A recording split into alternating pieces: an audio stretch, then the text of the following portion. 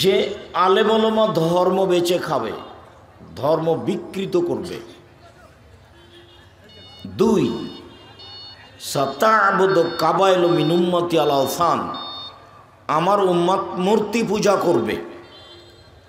আমাদের বাড়িতে বাপ মায়ের ছবি, নেতা নেত্রীর ছবি, কাঁকড়া, পশু প্রাণী বাড়িতে থাকবে, সম্মান করবে। আমার উম্মত মূর্তি পূজা করবে। তাহলে এটা আশঙ্কা করে গেলেন তিনি। 3 সাতালতাহিকু কাবাইলু মিন উম্মতি বিল মুশরিকিন, আমার উম্মত হিন্দুদের সাথে মিশে যাবে। গান বাজনা তো আগে হিন্দুদের বাড়িতে হতো, বিবাহ শাদী লাগলে গান বাজনা কোথায় হতো? হিন্দুদের বাড়িতে হতো। তো এখন তো নির্দ্বিধায় গান বাজনা মুসলমানের বাড়িতে হচ্ছে। আল্লাহর নবী এই 3টা আশঙ্কা করে গেছেন। 1 আলেম ওলামা হবে ভ্রান্ত। 2 আমার উম্মত মূর্তি পূজা করবে। 3 আমার উম্মত হিন্দুদের সাথে মিশে যাবে। এগুলো তিনি দুঃখ করে বলেছেন। তিনি আরো আফসোস করে কয়েকটা কথা বলেছেন। তার একটা হলো এই যে বানি ইসরাইল 72 ভাগে বিভক্ত হয়েছে আর আমার উম্মত 73 ভাগে বিভক্ত হবে। সবাই জাহান্নামে যাবে, তবে একটি। তো সাহাবীগণ বললেন সেটা কোনটা? তখন আর তিনি দলের নাম বললেন না। তখন তিনি বললেন আমি আর আমার সাহাবীরা যে নীতির উপরে আছে তারা হলো জান্নাতি, তারা পরিত্রাণ পাবে। দল সংগঠন এইটা একটা মতবাদ। ও ওকে মানে ওর কথা বলে, এ একে মানে এর কথা বলে, ও তাকে মানে তার কথা বলে। একমাত্র যখন কোরআন এবং সহিহ হাদিসের কথা হবে, কোনো দল বা কোনো নেতা মাথায় থাকবে না, তখন সেটা হবে খালেস দাওয়াত এবং একনিষ্ঠভাবে আল্লাহ এবং তার রাসূলকে মেনে নেওয়া। এরপরে যেটা তিনি আফসোস করে বললেন, মনে রেখো আমার উম্মত ইহুদি খ্রিস্টানদের সাথে মিশে যাবে। এই কথাটা বলতে গিয়ে তিনি বলছেন যে ওরা 72 ভাগে বিভক্ত হবে, আমারটা 73 ভাগে বিভক্ত হবে, সবাই জাহান্নামে যাবে। ওরাই শুধু জান্নাতে যাবে যারা আমার এবং আমার সাহাবীগণের নীতিতে থাকবে। শেষেরটাকে তিনি দল আর বললেন না, বললেন যে আমি আর আমার সাহাবী, এই কথা বললেন। তিনি আফসোস করে বললেন পৃথিবীর মানুষ শুনে রেখো,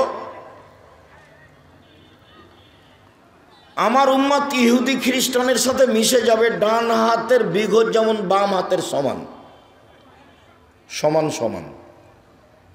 আমার উম্মত ইহুদিদের সাথে চাল চলনে, কথাবার্তাতে, পোশাক আশাকে, খাতা কলমে, শিক্ষা প্রতিষ্ঠানে, গাড়ি ঘোড়াতে, ব্যবসা বাণিজ্যে, কাজকর্মে, চাকরি বাকরিতে, চলাফেরাই, কাপড় চুপড়ে, পোশাক আদিতে মিশে যাবে ইহুদি খ্রিস্টানের সাথে।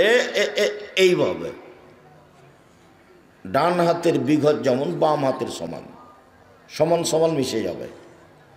কথাটা আবার বললেন, আল হাজু বিন্নাল বিন্নাল, ডান পায়ের জুতা যেমন বাম পায়ের সমান। আমার উম্মত ইহুদি খ্রিস্টানের সাথে মিশে যাবে, ডান পায়ের জুতা যেমন বাম পায়ের সমান সমান সমান মিশে যাবে। মানে ওদের মতো চাল চলন, ওদের মতো চলাফেরা, ওদের মতো খাওয়া, ওদের মতো বসা, ওদের মতো মাথার চুল ছোট করা, ওদের মতো পোশাক পরা, সব তাদের মতো হয়ে যাবে। এবার তিনি ভাষাগত নিচে নামতে লাগলেন। নিচে নামতে নামতে নামতে বলছেন, পৃথিবীর মানুষ শুনে রেখো, ইহুদি খ্রিস্টান যদি মায়ের সাথে জেনা করে থাকে, আমার উম্মত মায়ের সাথে জেনা করবে। নীতিতে তারা তাদের সাথে এমনিভাবে মিশে যাবে। ঠিকই বাপের মাথায় টুপি আছে, বাপ তাহাজ্জুদ পড়ে, প্রতি রমজানে উমরা করতে যায়, মেয়েও সাথে আছে, ঢাকায় যাচ্ছে, তো মেয়ে স্কিন পায়জামা পরে আছে, অঙ্গ প্রত্যঙ্গ দেখা যায়, লজ্জায় স্থানও বোঝা যায়, ওটা বাপ আর এটা মেয়ে। মেয়েরা স্কিন পায়জামা পরে চলছে, শার্ট প্যান্ট পরে চলছে, চোখের ভুরু তুলে চিকন করছে, নখে নেইল পালিশ দিচ্ছে, নখ বড় করছে। ইহুদি খ্রিস্টানদের পতিতালয়ের মেয়েদের বৈশিষ্ট্য হচ্ছে নখ বড় করা, নখে নেইল পালিশ দেওয়া। ইহুদি খ্রিস্টানদের পতিতালয়ের মেয়েদের বৈশিষ্ট্য হচ্ছে নখ বড় রাখা, নখে নেইল পালিশ দেওয়া। হিন্দু মেয়েদের বৈশিষ্ট্য হলো কপালে টিপ দেওয়া। হিন্দু মেয়েদেরকে বিবাহ করার 10টি পদ্ধতি আছে, তার একটি পদ্ধতি হলো রাক্ষসী বিবাহ। মেয়ের বাপ বিবাহ দিবে না, ছেলে জোর করে বিবাহ করতে চায়, তো কপালে টিপ দিলেই বিবাহ হয়ে যাবে, টিপ দিতে পারলেই। এর নাম রাক্ষসী বিবাহ। টিপ তাদের কাছ থেকে এসেছে। এখানে শত ছেলে আছে, দেখেন মাথার চতুর্দিক চুল চাঁচা আছে, ওপরে অল্প চুল আছে। এটা ইহুদি খ্রিস্টানদের নীতি। গেঞ্জি গায়ে দিয়ে আছে আপনার ছেলে, পিছনে গেঞ্জির পিছনে 23 বা 10 লেখা আছে, দেখতে দেখতে নামাজ শেষ।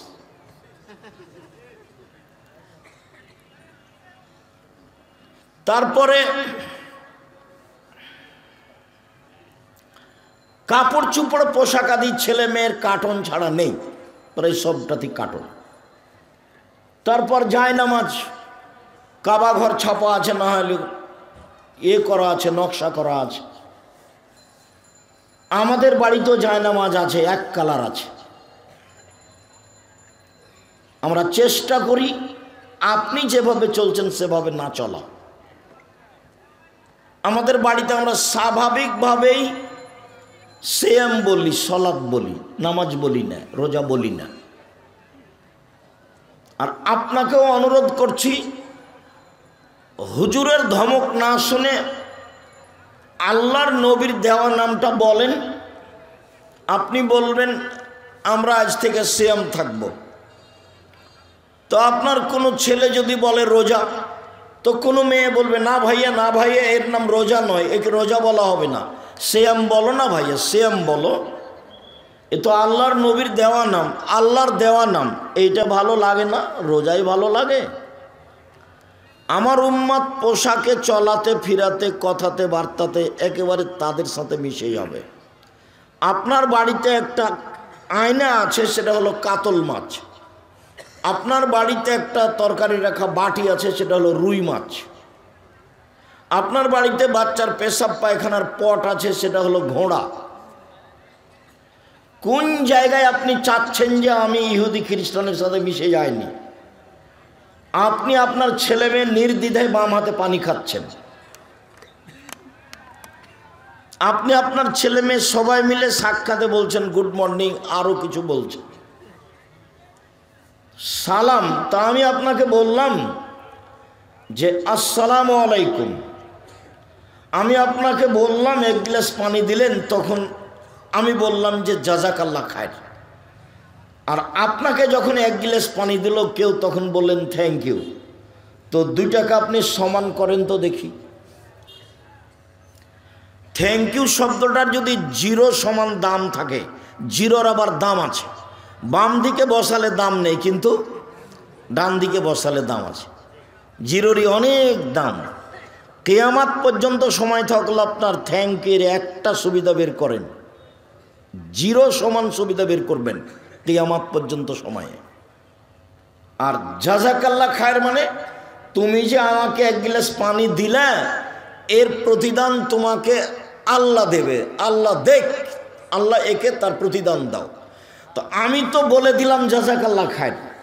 তো আপনি এখন লন্ডনে বিপদে পড়েছেন, আমেরিকায়। তো আমি যে বলেছি জাযাকাল্লাহ খায়ের, আল্লাহ একটা প্রতিদান দিতে বলেছি এক গ্লাস পানির, তো এখন বিপদে আল্লাহ বাঁচাচ্ছেন আপনাকে আমেরিকায়, এই কথাটার কারণে। তা আপনি বলেছেন থ্যাংক ইউ। এবার বলেন তো আল্লাহ আপনাকে বাঁচাবে? মানুষ এখন জীবিকা নির্বাহ করছে গরু ছাগলের মতো, পশু প্রাণীর মতো, কুকুর শিলের মতো। মানে বুঝ বিবেচনা কিচ্ছু নেই। বুঝে না ওরা অন্তর আছে, বুঝে না। দেখেও দেখে না ওরা চক্ষু আছে, দেখে না। শোনে না ওরা কান আছে, শোনে না। উলায়েকা কাল আনাম, তারা পশু প্রাণীর মতো, তারা গরু ছাগলের মতো, তারা কুকুর শৃগালের মতো, বালহুমাজাল, বরং তার চেয়ে খারাপ। ছেলেটা বলছে আমার আব্বা আমার ফুফুকে জমি দেয়নি। তা আমি বললাম যে তোমার বাপকে যদি আমি কুকুর শৃগালের চেয়ে খারাপ প্রমাণ করতে না পারি, বক্তব্য দেব না। শেষে আমি বললাম যে তোমার আব্বাকে বলে দিও, আব্বা ভাগ্য নিয়ে দুনিয়াতে এসেছি, ভাগ্য ছেড়ে আসেনি। আব্বা ভাগ্যে যদি জমিদারি থাকে জমিদারি করে খাবো, ভাগ্যে যদি ভিক্ষা করা থাকে ভিক্ষা করে খাবো, ফুফুর জমি খেয়ে বাঁচতে রাজি নই। আগামীকাল সন্ধ্যা হতে হতে ফুফুকে ফুফুর জমি বুঝিয়ে দিবেন। আপনি আমার দাদার ছেলে আর আমার ফুফু আমার দাদার মেয়ে। আপনি সকালে জমি নেবেন আর বিকেলে আমার ফুফু নেবে, এটা জায়েজ নয়। একসাথে নেবেন, এটাই শরীয়ত। ভাগ যেদিন হবে সেদিন একসাথে ভাগ হবে। কথা বোঝা যায়নি? আমার উম্মত মিশে যাবে ইহুদি খ্রিস্টানদের সাথে। ডান হাতের বিঘত যেমন বাম হাতের সমান। সব জায়গায় দেখবেন ছাত্র শিক্ষক ক্লাসরুমে ঢুকছে, ছাত্র দাঁড়িয়ে সালাম দিচ্ছে। আপনি যে দিকে নিয়ে যাবেন, খাওয়া পান করা চলাফেরা সব, গাড়িটা ডান দিকে না যেয়ে বাম দিকে যাচ্ছে। আমার উম্মত ইহুদি খ্রিস্টানের সাথে মিশে যাবে। ডান হাতের বিঘত যেমন বাম হাতের সমান, ডান পায়ের জুতা যেমন বাম পায়ের সমান, একবারে সমান সমান মিশে যাবে। চাল চলনে, কৃষ্টি কালচারে, আচার আচরণে, সুদ ঘুষে। লন্ডন আমেরিকাতে এমন কোনো মানুষ নেই যে সুদ ছাড়া বাঁচতে পারে। আবার কনটাকে বিবাহ করে সরকারি থেকে টাকা নেওয়ার জন্য। পরিবার দেখালে এত টাকা পাওয়া যাবে, পরিবার না দেখালে এত টাকা সরকার দিবে। কোনো কাজ চলে না, সব মিথ্যে দিয়ে। আব্দুল্লাহর বক্তব্য শুনে দেখেন, যাদের ভিতরে মিথ্যে আছে, যাদের ভিতরে ন্যায়পরতা নেই, তারা সরকারি কোনো পদে থাকতে পারবে না। চেয়ারম্যান নয়, মেম্বার নয়, এমপি নয়, মন্ত্রী নয়, দায়িত্বশীল নয়, জেল সুপার নয়, কোনো জায়গাতে কোনো দায়িত্বশীল যে জীবনে মিথ্যে কথা বলে এবং ন্যায়পরায়ণতা নেই, সে থাকতে পারবে না, সে যেতে পারে না।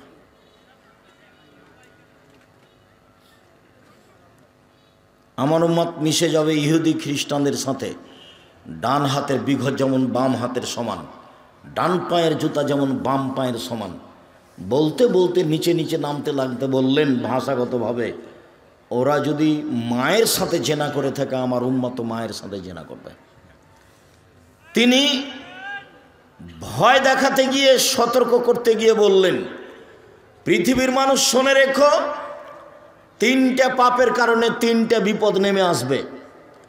পৃথিবীর মানুষ শুনে রেখো, তিনটা পাপের কারণে তিনটা বিপদ নেমে আসবে।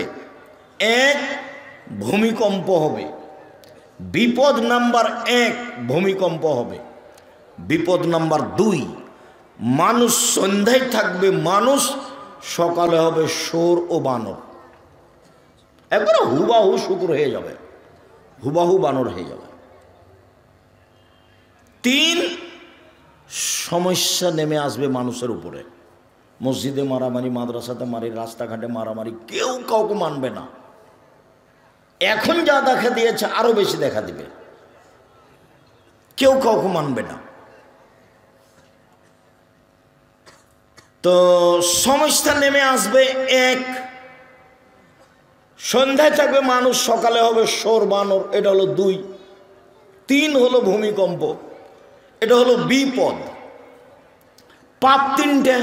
1, এই যা সারেবল খমুরা, যখন মানুষ নেশাদার দ্রব্য পান করবে, বিড়ি, তামাক, জর্দা, সিগারেট, গুল নেশাদার দ্রব্যের অন্তর্ভুক্ত। এগুলো অপবিত্র খাদ্য।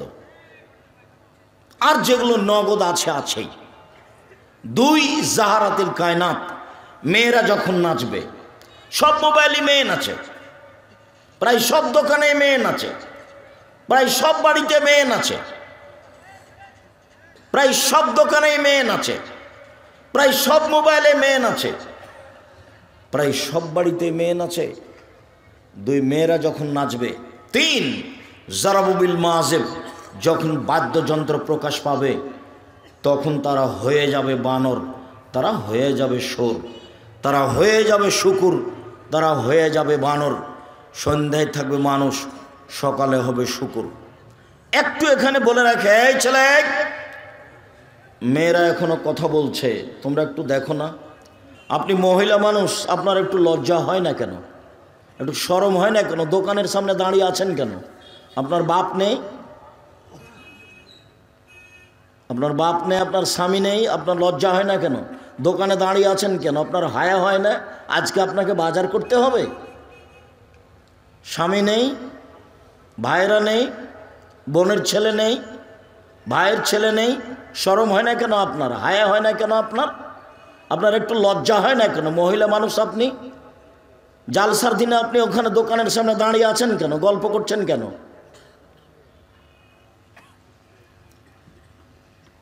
দুঃখিত, আমি আপনার মতো বাপ চাইনি।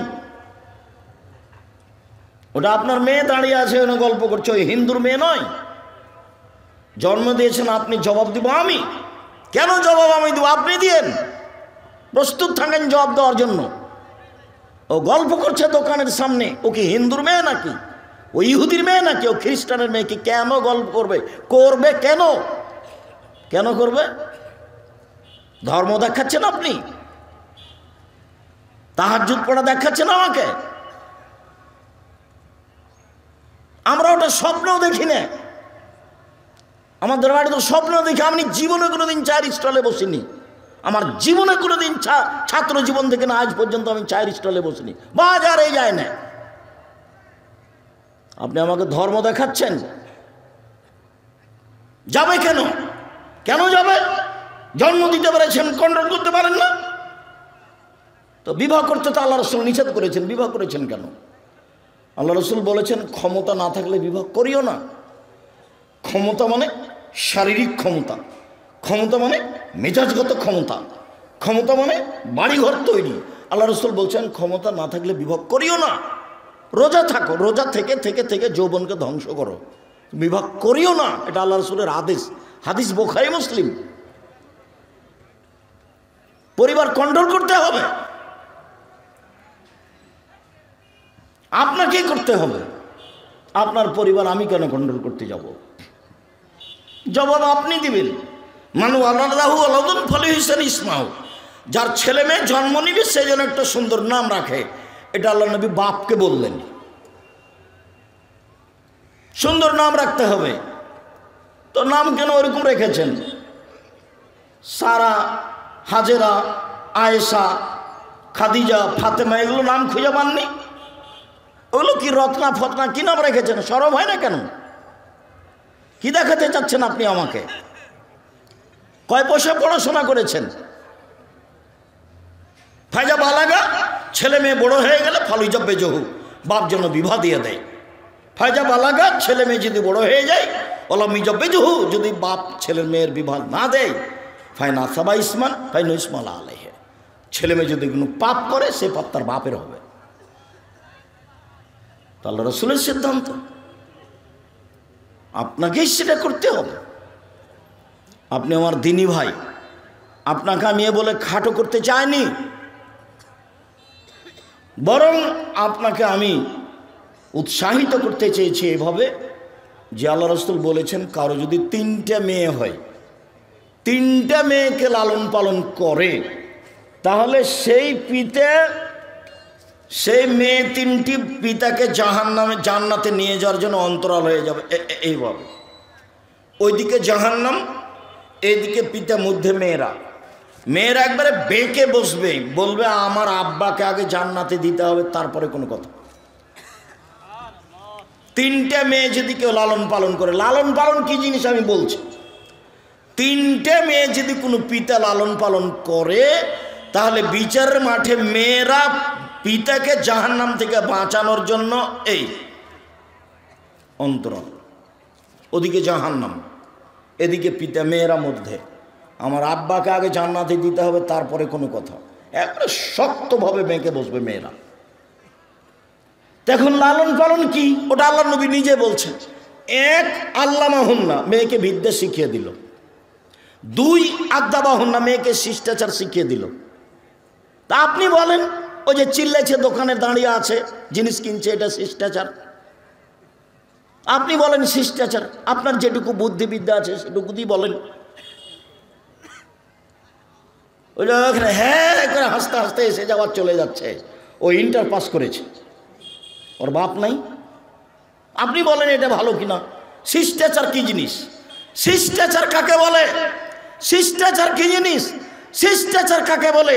ও বাপ মনে করছে শিষ্টাচার হলো ঘোড়ার ডিম।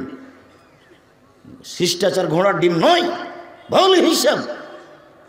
পশু প্রাণীর মতো বাপ হয়ে কোনো লাভ নেই। আপনার মতো বাপ মরা ভালো। ওই মেয়ে লালন পালন করবে জামিয়া সালাফিয়া, 519 জন তারা এতিম লালন পালন করে।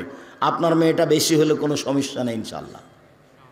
জামিয়া সালাফিয়া 5000-এর বেশি ছেলে মেয়ে আছে।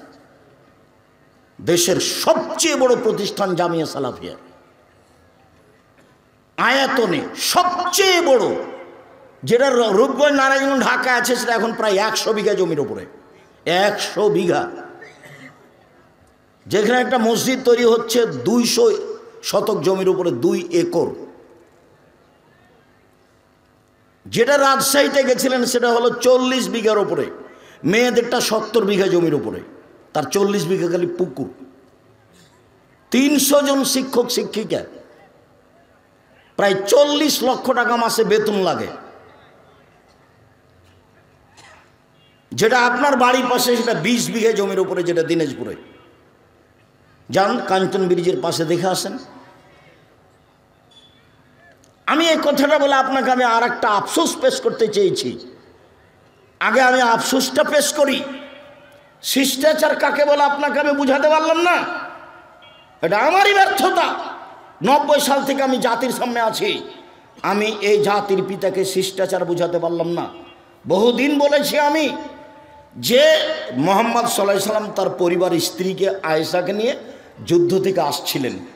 এক জায়গাতে অবস্থান করলেন, আয়েশার হারটা হারিয়ে গেল, খুঁজে পান না। পানি নেই, অজু করতে পারে না, সালাতের টাইম হয়ে গেছে। বহু মানুষ, প্রায় 1500 মানুষ, 1400 মানুষ, পানিও নাই, অজুও করতে পারছেন না, সালাত আদায় করতে পারছেন না। এখন সবাই আবু বকর সিদ্দিককে গিয়ে বলছেন, জানেন কি ঘটনা ঘটেছে? কি হয়েছে? আপনার মেয়ে হার হারিয়েছে, সেই জন্য আমরা হার খুঁজেও পাচ্ছি না, যেতেও পারছি না, এখন তো খুব বিপদে। এইটুকু শোনার সাথে সাথে মেয়ের কাছে ক্ষেপে আসছেন। এসে দেখছেন যে মেয়ের উরু রানের ওপরে জামাই মাথা দিয়ে শুয়ে আছে। আমাদের দেশের পরিবেশে এরকম যদি হয় তাহলে বাপ এভাবে উল্টা ফিরে যাবে। আরে ওখানে আমার মেয়ের উরু রানের উপরে জামাই মাথা দিয়ে শুয়ে আছে, তা আমাদের দেশের পরিবেশে কি হবে? উল্টা ফিরে যাবে তাড়াহুড়া করে।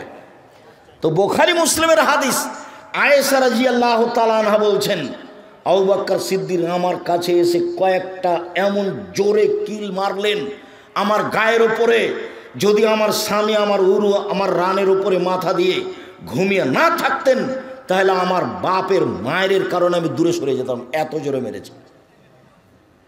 পৃথিবীর সবচেয়ে বড় মানুষে মারলেন ইনি আবু বকর সিদ্দিক রাদিয়াল্লাহু তাআলা আনহু। নবী রাসূল বাদ দিয়ে পৃথিবীতে সবচেয়ে দামি মানুষ। আদম থেকে নিয়ে কিয়ামত পর্যন্ত যত মানুষ এসেছে, যত মানুষ আছে, যত মানুষ আসবে, নবী রাসূল ব্যতীত সবচেয়ে দামি মানুষ। আর যার সামনে মারলেন, নবী রাসূল জনগণ নির্বিশেষে সবার চেয়ে দামি, উনি হচ্ছেন মুহাম্মদ সাল্লাল্লাহু আলাইহি সাল্লাম। আর যাকে মারলেন, হাওয়া থেকে কিয়ামত পর্যন্ত যত মহিলা এসেছে, যত মহিলা আছে, যত মহিলা আসবে, সবার চেয়ে দামি তিনি হলেন আয়েশা রাদিয়াল্লাহু তাআলা। বাপে মারলেন মেয়েকে, পূর্ণ যুবতী মেয়েকে মারলেন, বিবাহদারী মেয়েকে মারলেন, জামাইয়ের সামনে মারলেন। এই অবস্থাতে মারলেন। কোন অবস্থায়? যে অবস্থায় জামাই মেয়ের উরু রানের উপরে মাথা দিয়ে শুয়ে আছে, এই সময়ে মেরে দিলেন। খোলা মাঠে মারলেন, 1400 মানুষের সামনে মারলেন, পৃথিবীর সবচেয়ে বড় মানুষে মারলেন। এই ছেলে, ওই যে ওরা গল্প করছে তো বাহিরে, ও তো আর বুঝতে পারছে না যে আমরা এখানে কথা বলছি, ও তো পশু প্রাণীর মতো ঘুরছে। তোমরা একটু দেখো, যাও দাঁড়াও, এই ছেলে রাইট, ডান দিকে এখানে পাহারা দাও, মধ্যে পাহারা দাও, ওখানে পাহারা দাও, চতুর্দিকে বাহিরে পাহারা দাও। ওর তো ইতস্তবোধ নেই। ও তো কোথায় মেয়ে মানুষ আছে, কোথায় খাওয়ার আছে, কোথায় জিলেপি ঢং ঢং করে বেড়াচ্ছে। এটাই তো পশু প্রাণী, এটাই তো গরু ছাগল। আমি এই সময়টা কত কষ্ট করে এসেছি, একটা সময় বের করতে এদেরকে জিজ্ঞাসা করেন কতদিন সময় লেগেছে। আমি একজন শ্যাম থাকা মানুষ, ইফতার করেছি বাসায়, মাগরিবের পরে মাগরিব পড়েছি, এশা পড়েছি, তারপরে বের হয়েছে, এখানে এসেছি। আমি এই অবস্থা আপনার সাথে সামনে কথা বলছি। আমি ক্লাস করেছি, আমি 5-6 পিরিয়ড পড়াই প্রতিদিন। সিলেট থেকে এসে আমি ক্লাস নিই, চট্টগ্রাম থেকে এসে আমি ক্লাস নিই। শিক্ষকতা করা আমার মৌলিক পেশা, আর বাকিগুলো আমার উপরে জোর করে চাপানো হয়েছে এমনিতেই। আমি জাতির সামনে বক্তব্য করতে যাইনি, তবে জাতিকে আমি ধর্মের নামে ফাঁকি দিইনি। জাতির যদি রাস্তাঘাট করে দিতে না পারি, জাতির যদি স্কুল কলেজ করে দিতে না পারি, জাতিকে চূড়ান্ত সঠিক ধর্ম দিতে পারবো ইনশাআল্লাহ। ধর্মের ব্যাপারে জাতিকে ফাঁকি দিয়ে পরকাল হারাতে রাজি নই। জীবনে কোনো দিন কেসা কাহিনী বলিনি, জীবনে কোনো দিন মানুষের পিছে পড়ি না, জীবনে কোনো দিন মানুষের বদনাম করতে যায় না। ও যদি আমাকে ধুয়ে ছেড়ে দেয় তবু আমি তার কথা মুখে নিব না, তার নামটাই নিই না আমি। ও যদি কোনো সময় গালি দেয়, গালি দেওয়া শুরু করে একবার মা বোন থেকে শুরু করে, গালি দেওয়া যখন শেষ করে তখন আমি আবার রিং দিয়ে বলি, ভাইজান আপনার মোবাইলে মনে হয় টাকা নেই, যদি আরও কিছু গালি থাকে তো আপনি গালি দিয়ে নেন, আপনার স্বাদ যা আছে সেটা করেন না, আমার প্রতি উত্তরের দরকার নেই। আমি প্রতি উত্তরের পাতা ছেড়ে দিয়েছি, আমি প্রতিশোধ নিই না, আমি কারোর বিরুদ্ধে মামলা করি না, আমি প্রতিশোধ নিই না। ক্ষমতা দেখে আমি 1 মিনিট বাঁচতে রাজি নই। ক্ষমতা দেখে কেউ বাঁচতে পারেনি। 1500 বছর পরেও ফেরাউন ডুবে গেছে, আর আপনার নেত্রীর বয়স ছিল মাত্র 45 মিনিট।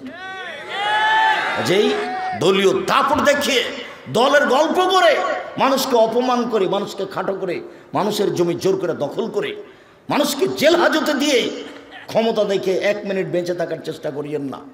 4টা কথা মানবেন: 5 ওয়াক্ত সালাত, হালাল রুজি, কোরআন তেলাওয়াত, আড্ডা পিটা হারাম। দোকানে বসে আড্ডা পিটবেন না, বাস জান্নাত হবে ইনশাআল্লাহ।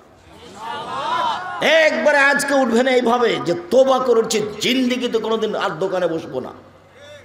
যাবো দোকানে, আসসালামু আলাইকুম, এই ছেলে লবণ আছে? জি আছে। 1 কেজি লবণ দাও। মরিচ আছে? হ্যাঁ আছে। 200 মরিচ দাও। বাস দেওয়া হয়েছে, টাকা দেওয়া হয়েছে, আসসালামু আলাইকুম। এই পর্যন্ত দোকানের সামনে দাঁড়ানোর সময়। ঘন্টা ঘন্টা আপনি দোকানের সামনে বসে আছেন, ল্যাংটা মেয়ে নাচছে, আপনার মাথায় টুপি আছে, তখন আপনি ভালো মানুষ? তখন আপনি মনে করতে পারেন না যে আমি কুকুর শ্রীগাল? মনে করলেই তো হয়। কেন আপনি মনে করবেন যে আমি মানুষ? ওর দোকানে যা উপার্জন হচ্ছে সবই হারাম। ওখানে ল্যাংটা মেয়ে নাচে, আপনি তাকে দেখেন, চক্ষু ঠান্ডা করেন, কলিজা ঠান্ডা করেন, জান্নাতের মেয়ে পড়ে আছে। এই সময়কে দেখে জানটা ঠান্ডা করে, কলিজা ঠান্ডা করে, চক্ষু ঠান্ডা করে জান্নাতের মেয়ে ভোগ করতে পারা যাবে? অত সহজ? পৃথিবীর সবচেয়ে দামি মানুষে মারলেন, পৃথিবীর সবচেয়ে দামি মহিলাকে মারলেন, পৃথিবীর সবচেয়ে দামি মানুষের সামনে মারলেন, জামাইয়ের সামনে মারলেন, দিন দুপুরে মারলেন, খোলা মাঠে মারলেন, 1400 মানুষের সামনে মারলেন। ভুল কোথায়? গলার হারটা হারিয়ে গেছে, খেয়াল করেননি, সেই জন্য মেরে দিলেন। আবু বকর সিদ্দিক মারলেন, আয়েশাকে মারলেন, মুহাম্মদ সাল্লাল্লাহু আলাইহি সাল্লামের সামনে মারলেন, জামাইয়ের সামনে মারলেন, বিবাহদারী মেয়েকে মারলেন, পূর্ণ যুবতী মেয়েকে মারলেন, মেয়ের উরু রানের উপরে জামাই মাথা দিয়ে শুয়ে আছে এই সময়তে মারলেন। আর আপনার মেয়েটা ঢং ঢং করে এসে দোকানের সামনে দাঁড়িয়ে জিনিস নিচ্ছে, আপনি মারতে পারেন না? আপনি বাপ, কে বলেছে আপনি বাপ? আপনার বেঁচে থাকার চেয়ে মরে যাওয়া অনেক গুণে ভালো। মরে গেলে আপনার মেয়ে লালন পালন করবো ইনশাল্লাহ। আমি আব্দুর রাজাক ইউসুফ জিম্মেদারি নিলাম, আলহামদুলিল্লাহ, আল্লাহ অনেক ব্যবস্থা দিয়েছে। 519 জন ছেলে মেয়ে থাকা আপনারটা হবে না? 519 জন খালি ইয়াতিম আছে। আমি আপনাকে এইভাবে কষ্ট দিতে চাইনি, তবে আপনি নিজেকে মানুষ মনে করিয়েন। আপনি নিজেকে মানুষ মনে করলেই হবে। মানুষ বলে মানুষ, আবার মানুষ বলে ও অমানুষ। যখন মানুষ মানবতা দেখায় না তখন মানুষ তাকে কি বলে? অমানুষ বলে। আর যখন মানুষ মানুষকে মানবতা দেখে তখন মানুষ বলে কি? লোকটা ভালো মানুষ। অমানুষ এটি কি? সম্মানিত দিনী বোন, আমি আপনাকে এভাবে বলে কষ্ট দিতে চাইনি। আপনাকে আমি ফাতেমার মতো মনে করি, খাদিজার মতো মনে করি, আয়েশার মতো মনে করি। আপনাকে আমি কি দিয়ে বুঝাই? দেখবেন 1 মিনিট আয়েশা রাদিয়াল্লাহু তাআলাকে দেখবেন, আপনার ওখানে চিৎকার শুনলে আমি কষ্ট পাই। যে হ্যাঁ হ্যাঁ করে হাসছেন, কথা বলছেন, এটা আমি কষ্ট পাই। আপনি দেখবেন 1 মিনিট আয়েশাকে দেখবেন, এটা দেখেন, আপনাকে আমি আয়েশাকে দেখাই। আয়েশা রাদিয়াল্লাহু তাআলা আনহা বলেন, আমার স্বামীর কবর হলো আমার ঘরে। নবীগণ যেখানেই মারা যান সেখানেই কবর হয়। তো আয়েশা, আল্লাহ আমাদের নবী কোথায় মারা গেছিলেন? আয়েশা রাদিয়াল্লাহু তাআলার ঘরে। এবার কবর ওখানেই হলো। তো এখন তিনি মাঝে মধ্যে ওই ঘরে যান স্বামীর কবরের পাশে। তখন বলেন আমি এমনিতে যাই, কাপড় চোপড় মাথায় দিতে হবে, সতর্ক হতে, অতটা খেয়াল করি না, এটা আমার স্বামীর কবর। ভালো। কয়দিন পরে আমার স্বামীর কবরের পাশে কবর হলো আবু বকর সিদ্দিকের রাদিয়াল্লাহু তাআলা। তখন আমি এমনিতে যাই, কেন? এটা আমার স্বামীর কবর, এটা আমার বাপের কবর। কয়দিন পরে ওখানে কবর হলো উমারের। তখন আর আমি এমনিতে যাই না, আমি উমারের কবরকে লজ্জা করি। উনি আমার কাছে বেগানা পুরুষ, অর্ধ পৃথিবীর খলিফা, কুশগর, বুদ্ধিজীবী, রাজনীতিবিদ উমর। সারা পৃথিবী কাঁপে। যার ইমানের দাপটে শয়তান রাস্তায় থাকে না। আল্লাহ নবী বলছেন, উমার তোমার ইমানেতে দেখলে আমি অবাক হই। ওই যে শয়তান পালাচ্ছে রাস্তা থেকে তোমাকে আসতে দেখে। তার ইমানের এত দাপট, অথচ উমার শয়তানের গায়ে থাপড় মারতে পারবেন না। কেন? শয়তান ভিন্ন পদার্থের, আর উমার রাদিয়াল্লাহু তাআলা ভিন্ন পদার্থের। কথা বুঝতে পারলেন না মনে হয়? শয়তান তো আগুনের, আর উমার মাটির, পদার্থই ভিন্ন। উনি তো মারতে পারবেন না। এক থাপড় দিয়ে উমার থাপড় লাগাতে পারবেন না? পারবেন না। দেখতেই পান না। ও দেখতে পাচ্ছে তো রাস্তা ছেড়ে পালাচ্ছে। আল্লাহ নবী বলছিল তো রাস্তা ছেড়ে পালাচ্ছে। উমার এত বড় মানুষের কবরকে লজ্জা করছে কে? আয়েশা রাদিয়াল্লাহু তাআলা। আপনাকে আমি কি দিয়ে বুঝাই? আপনি তো পায়জামা পরে এসেছি, স্কিন পায়জামা। কষ্ট আমাকে লাগে, আপনার বাপকে লাগে না, আপনার স্বামীকে লাগে না। আপনার স্বামীর গায়ে পুজ আছে, রক্ত নেই। আপনার স্বামীর গায়ে পুজ আছে, একটু রক্ত নেই। আপনার স্বামীর গায়ে একটু রক্ত থাকলে আপনি এখানে হ্যাঁ হ্যাঁ করতে পারেন? তোমার পিতার গায়ে রক্ত নেই, সবই পুজ। তোমার বাপ আত্মমর্যাদা বলে কোনো জিনিস বুঝে না। আত্মমর্যাদা কি জিনিস? আমাদের বউয়ের গায়ে, আমাদের মেয়ের গায়ে যদি একটু রিক্সওয়ালার একটু যদি হাত গাও ঠেকে যায়, তাহলে ইন্না লিল্লাহি ওয়া ইন্না ইলাইহি। আমাদের আত্মমর্যাদায় বাধা দেয়। আর তুমি আসর থেকে নিয়ে সন্ধ্যা থেকে নিয়ে দোকানের সামনে দাঁড়িয়ে আছো, তোমাকেও খারাপ লাগে না, তোমার বাপকেও খারাপ লাগে না। তুমিও নিজেকে মনে করছো আমি গরু, ছাগল, কুকুর, সিরিয়াল, বাপও মনে করছে তাই। ঠিক আছে, তাই তো। বোঝে না ওরা, অন্তর আছে বুঝে না। দেখেও দেখে না ওরা, চক্ষু আছে দেখে না। শোনে না ওরা, কান আছে শোনে না। উলাইকা কালা নাম, তারা পশু প্রাণীর মতো, তারা গরু ছাগলের মতো, তারা কুকুর সিরিয়ালের মতো। বালহুমাজাল, বরং তার চেয়ে খারাপ। একথা আমি বলিনি, একথা আল্লাহ বলছে। একথা আমি বলিনি। আল্লাহ বললেন না যে ও কুকুর শ্রীগাল, আল্লাহ বললেন যে ও কুকুর শ্রীগালের মতো। কুকুর শ্রীগাল বললে তার বিচার হবে না। বিচারের মাঠে কুকুর শ্রীগালের বিচার নেই।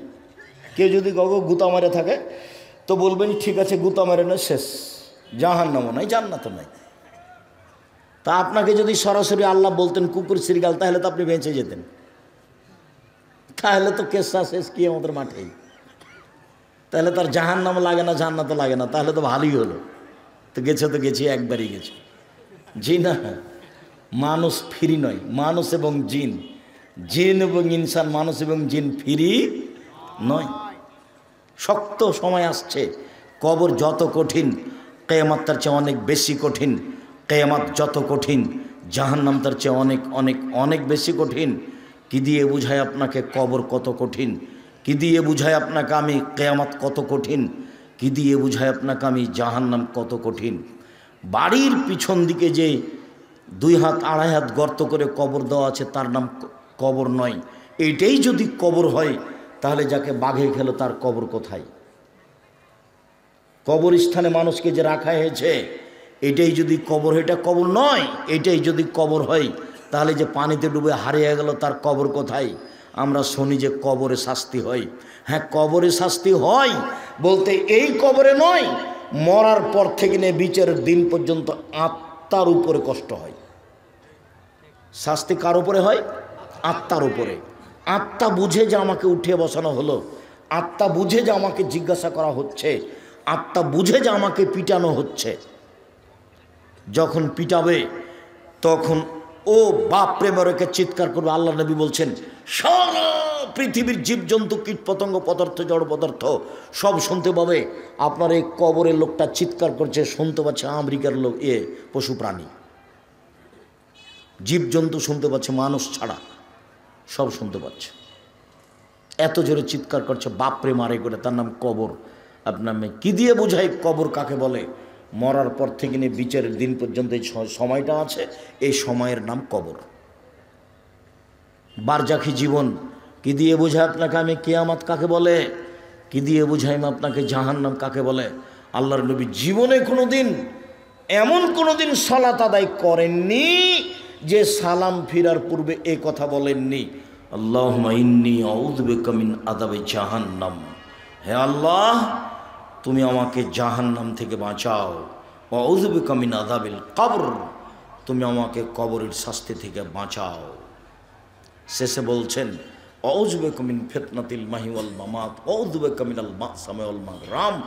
তোমার কাছে বাঁচতে চাই বড় পাপ হতে, তোমার কাছে বাঁচতে চাই ঋণ কর্য হতে, তোমার কাছে বাঁচতে চাই বড় পাপ হতে, তোমার কাছে বাঁচতে চাই ঋণ কর্য হতে। বাপে চাকরি করে ব্যাংকে, লোন নিয়ে বাড়ি করেছে 5 তলা, বাপও খুশি, বেটাও খুশি, বেটিও খুশি, বউ খুশি। একবার এই অশিক্ষিত বাপ, বিবেচনাহীন বাপ বুঝলো না যে আমার তো জানা যায় হবে না, জাহান্নাম জান্নাত পরে। যার ঋণ আছে তার জানাজা নেই, যার ঋণ আছে তার জানাজা নেই। তাহলে হুজুর যে করিয়ে দিচ্ছে, তো প্রথমে তো বলেছি আমার আশঙ্কা 3টে। তার 1 নম্বর কে? ভ্রান্ত হুজুর। ও তো এসে বলেছে, এই ছেলে তোমার আব্বার কয় ওয়াক্ত নামাজ কাজা হয়েছে? আমার আব্বার 3 ওয়াক্ত নামাজ কাজা হয়। আচ্ছা আচ্ছা আচ্ছা, 5 5 5 15, 1,500 টাকা দেয়, দিয়ে জানাজা করে দিয়েছে। কিস খতম। তো মনে করলো যে হুজুরও খুশি, ছেলেটাও খুশি, মাটি দেওয়া হলো, সবাই খুশি। মানুষ মারা গেছে, তার কবরের উপরে ফুল চাপিয়ে বলছে যে তার কবরকে সিক্ত করলো। বলেন তো এটা কি কথা? বলেন তো, কবরে ফুল চাপিয়ে, এরা নাকি শিক্ষিত মানুষ, কেমনে হয়? আমি বলেছি যতবার রবি ঠাকুর বলছে ওমা তোমার আকাশ, ওমা তোমার বাতাস, ততবার রবীন্দ্রনাথ ঠাকুর বলছে ও কালিমা তোমার আকাশ, ও কালিমা তোমার বাতাস। তখন আমি বলেছি তোর বাপের আকাশ। তা আমি রবি ঠাকুরের অপমান করেছি, তাই মামলা হলো 5,000 কোটি টাকার সিলেটে। যখন আমি কাঠগড়ায় উঠলাম, তো জজ বলছে আপনি কি পিস টিভির আলোচক? জি। আপনার মামলাটা আমি খারিজ করে দিলাম। একদিন 5,000 কোটি টাকার মামলা, আবার রবি ঠাকুরের বিরুদ্ধে। আমি তো আর এইসব ছেলেপেলেকে বুঝাতে পারি না। শুনে রেখো, কি বলি তোমাকে, রবীন্দ্রনাথ ঠাকুর বাংলাদেশের মুসলমানের শত্রু, রবীন্দ্রনাথ ঠাকুর জাতির শত্রু, রবীন্দ্রনাথ ঠাকুর ঢাকা বিশ্ববিদ্যালয়ের শত্রু, রবীন্দ্রনাথ ঠাকুর সারা ভারত, বাংলাদেশ, পাকিস্তানের সবার শত্রু। রবীন্দ্রনাথ ঠাকুর ইংরেজদের সবচেয়ে বড় দালাল, যেদিন মুসলমান ইংরেজদের হাতে জেল হাজতে নির্যাতিত, সেদিন রবীন্দ্রনাথ ঠাকুর লন্ডনে দিন কাটায় সুখে।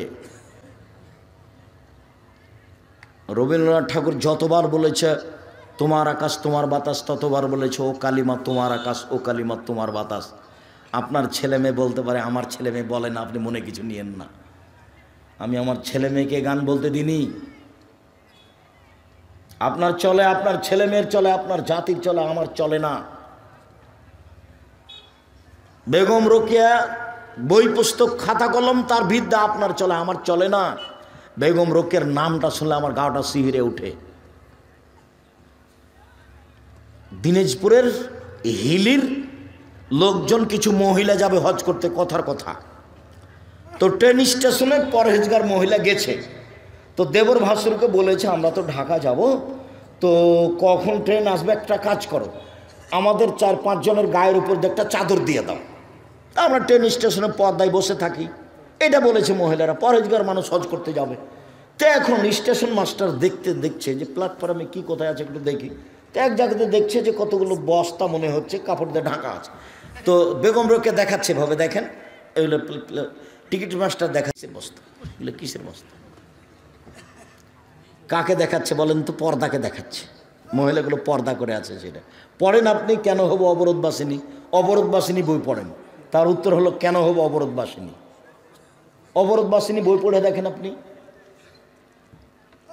মুসলিম মহিলাকে কবর দিয়েছে কিভাবে, কি বুঝলো আমাদের ছেলে মেয়ে আল্লাহ ভালো জানে। বুঝে না ওরা, অন্তর আছে, বুঝে না, বোঝা দরকার।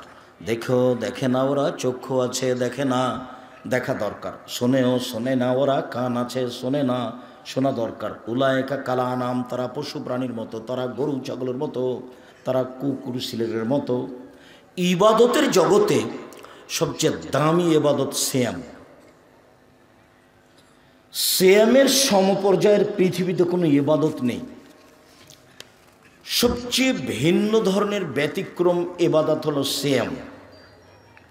বিচারের মাঠে আল্লাহ তাআলা সিয়ামের প্রতিদান নিজে হাতে দিবেন। সিয়ামের প্রতিদান আল্লাহ কাউকে লিখতে বলেন না। আমরা জানি হজ একটা বড় ইবাদত, যদি কবুল হয় তাহলে সে হয়ে যায় সেদিনের মতো যেদিন তার মাতাকে জন্ম দিয়েছে, নিষ্পাপ হয়ে যায়। তারপরেও হজ করলে আল্লাহ বলবেন ফেরেশতাকে, এই শোনো, হজের নেকিটা লিখে দাও। ইবাদতের জগতে আল্লাহর ভয়ে এক ফোঁটা চোখের পানি আল্লাহর কাছে এত প্রিয় যে পৃথিবীর কোনো ইবাদত আল্লাহর কাছে তত প্রিয় নয়, এক ফোঁটা চোখের পানি। এভাবে বলছেন আল্লাহ নবী, গাভীর বান থেকে হাত দিয়ে চাপ দিয়ে দুধ বের করে ভিতরে ঢোকানো যায় না, যেমন এইটা যেমন অসম্ভব, আল্লাহর ভয়ে কাঁদে যে তার জাহান্নামে যাওয়া তেমনি অসম্ভব। গাভীর ওলান থেকে চাপ দিয়ে দুধ বের করে ভিতরে ঢোকানো যেমন অসম্ভব, আল্লাহর ভয়ে কাঁদে তার জাহান্নামে যাওয়া তেমনি অসম্ভব। এরপরেও এই নিকেটা আল্লাহ নিজে হাতে দিবেন না। কাকে লিখতে বলবেন? ফেরেশতাকে লিখতে বলবেন। সেম এমন একটা ইবাদত আল্লাহ বলছেন সেম আমার ব্যাপার, প্রতিদান আমি দিব। সেম আমার ব্যাপার, প্রতিদান আমি দিব। কি দিবেন? সিয়াম পালন করে 2, 4, 5, 10 রেকি পাওয়া যায় না। জানা যায় যান 1 কেরাত নেকি, মাটি দেওয়া পর্যন্ত থাকেন 2 কেরাত নেকি। 1 কেরাত সমান হলো ওহুদ পাহাড়ের সমান। ওহুদ পাহাড় হলো 8 কিলোমিটার লম্বা, 4 কিলোমিটার প্রশস্ত। নিচে কত আছে কেউ জানে না।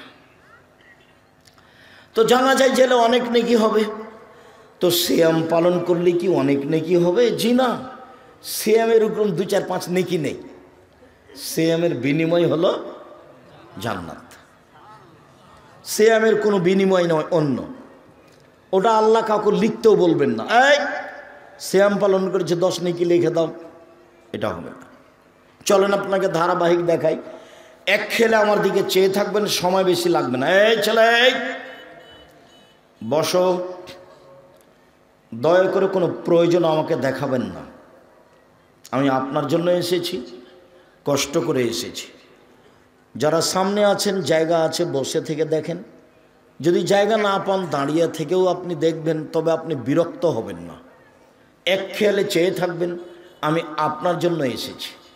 দিনী বোনেরা আমার, ভদ্রতা বজায় রেখে এক খেয়ালে চেয়ে থাকেন, আমি আপনার কিছু না কিছু উপকার করবই করব ইনশাআল্লাহ।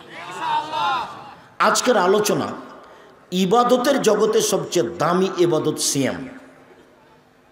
চলেন, আল্লাহ নবী বললেন, কেউ যদি একদিন সিয়াম থাকে তাহলে তাকে জাহান্নাম থেকে 70 বছরের পর দূরে সরিয়ে দেওয়া হবে।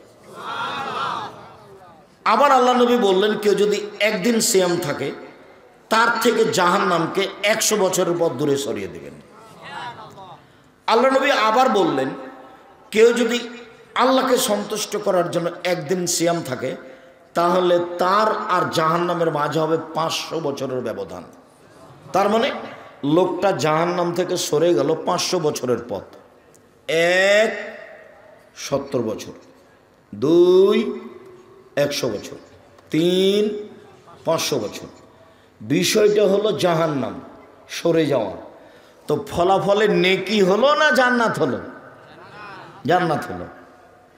ফলাফলে ও জাহান্নাম থেকে সরে গেল।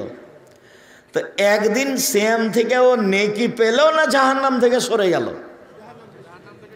জাহান্নাম থেকে সরে গেল। 2-4-500 নেকি হয়নি। আবার চলেন দেখি, আবু হুরায়রা রাদিয়াল্লাহু তাআলা আনহু বলেন, রাসূল সাল্লাল্লাহু আলাইহি ওয়াসাল্লাম বলেছেন, সিয়াম ও জান্নাহ, সিয়াম হলো ঢাল, বাঁচার জন্য, বিপদ থেকে বাঁচার জন্য ঢাল।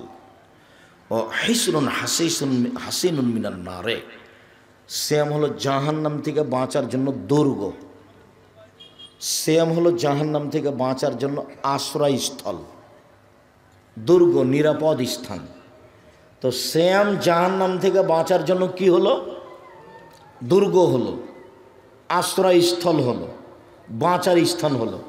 তো নেকি হলো না জাহান্নাম থেকে বাঁচার পথ হলো? জাহান্নাম থেকে বাঁচার পথ হলো, নেকি নয়। চলেন, ইবাদতের জগতে সিয়াম ভিন্ন ধরনের ইবাদত। আল্লাহ নবী বলছেন যে যখন মানুষ জান্নাতে যাবে তখন 8টা দরজা থাকবে। জান্নাতে একটা দরজা 8টা, জান্নাতে একটা দরজা 8টা, জাহান্নামে একটা দরজা 7টা। তো ঢোকার সময় তো সব দরজায় ফেরেশতা থাকবেন।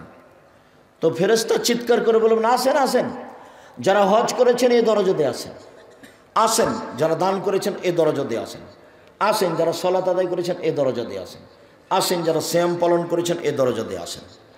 আল্লাহ নবী বলছেন, সিয়াম পালনকারীর শেষ ব্যক্তি যখন ঢোকে যাবে তখন এই দরজাটা বন্ধ করা হবে। আর কোনো ইবাদত দিয়ে এই দরজা দিয়ে ঢোকা যাবে না, তখনও বাকিগুলো খোলা আছে। মানে সালাত আদায় করে সিয়ামের হজের দরজা দিয়ে ঢুকতে পাবে, হজ করে দানের দরজা দিয়ে ঢুকতে পাবে। কোনো ইবাদত দিয়ে এই দরজা দিয়ে ঢোকা যাবে না সিয়াম ছাড়া। বুঝাতে পারিনি? সিয়াম ছাড়া এই দরজা দিয়ে ঢোকার কোনো সুযোগ নেই। আর এই দরজাটার নাম হলো রায়ান, পানি পান করে তৃপ্তি লাভ করা। আল্লাহ নবী বলছেন এই কথা। চলেন, উমামা বাহিলি রাদিয়াল্লাহু তাআলা বলেন, আমি একদিন বললাম, আল্লাহর নবী, আপনি একটা আমলের কথা বলেন তো যেটা করলে আমি জান্নাতে চলে যাব। তখন আল্লাহ রাসূল বলছেন, উমামা আলাইকা বিসম ফাইনাল্লাহ মিসলাহু, তুমি সিয়াম পালন করো। ইবাদতের জগতে সিয়ামের সমপর্যায়ের কোনো ইবাদত নেই। 1 2, উমামা তুমি সিয়াম পালন করো। ইবাদতের জগতে সিয়ামের মতো কোনো ইবাদত নেই। এবার আমার হাতের দিকে দেখেন, এটা হলো সিয়াম, এটা হলো হজ। কেউ যদি বলে হজ সিয়ামের সমপর্যায়ের ইবাদত, ভুল হবে। এটা হলো সলাত, ভিন্ন ধরনের ইবাদত। সলাত সিয়ামের মতো, তাহলে ভুল হবে। আল্লাহ নবী বলেছেন সিয়ামের মতো কোনো ইবাদত পৃথিবীতে নেই, সিয়ামের সমপর্যায়ের ইবাদত পৃথিবীতে নেই। এটার নাম হলো সিয়াম। চলেন, রাসূল সাল্লাল্লাহু আলাইহি সাল্লাম বলেন যে সিয়াম এবং কোরআন বিচারের মাঠে আপনার পক্ষে কথা বলবে। চারটা জিনিস আপনার পক্ষে কথা বলবে, খেয়াল করবেন। এক, সিয়াম। দুই, কোরআন। তিন, হাজরে আসওয়াদ, কালো পাথর, যদি টাকা বৈধ হয় তাহলে। এখনো মানুষ বলে আমার চাকরি করা টাকা দিয়ে আমি হজ করতে যাব না, আমার বাপের কিছু জমি ভাগে পেয়েছি সেটা বিক্রি করে যাব। তার মানে তার বাপের জমির উপরে তার আস্থা বেশি, যে আমার বাপেরটা বৈধ বেশি। আমি মনে করি হিসাব ঠিক আছে, ওই হিসাব ভালো আছে ভাইজান, চেয়ারম্যান সাহেব, ওই হিসাব ভালো আছে ভাইজান, না হিসাবটা ঠিক আছে। মানে আমি যে পয়সা ইনকাম করেছি এতে হজ হবে কি না, তো এমন একটা পয়সাতে হজ করি যেটার উপরে আমার বিশ্বাস আছে। তো বাপের জমি যেগুলো ভাগে পেয়েছে সেগুলোর তার কি আছে, বিশ্বাস আছে। তার বাপ তার দাদা থেকে পৈতৃক সূত্রে পেয়েছে, তার একটা আস্থা আছে, এবং এই হিসাবটা ঠিক আছে। যদি হজ কবুল হয় তাহলে কালো পাথর বিচার মাঠে আপনার পক্ষে কথা বলবে। চার, আঙ্গুল, যে আঙ্গুলে তাসবি গণনা করছে, ভুলেও কোনোদিন ভাইজান তাসবি দিয়ে তাসবি গণনা করবেন না, তাসবি দানা দিয়ে, হাজার দানা হোক আর যায় দানা হোক। বরং তাসবি দানায় তাসবি গণনা করলে আর একটা বিপদ আছে, দেখবেন যারা তাসবি দানায় গণনা করে দেখবেন মাঝে মধ্যে খালি তাসবিটা এরকম করে উঠায়,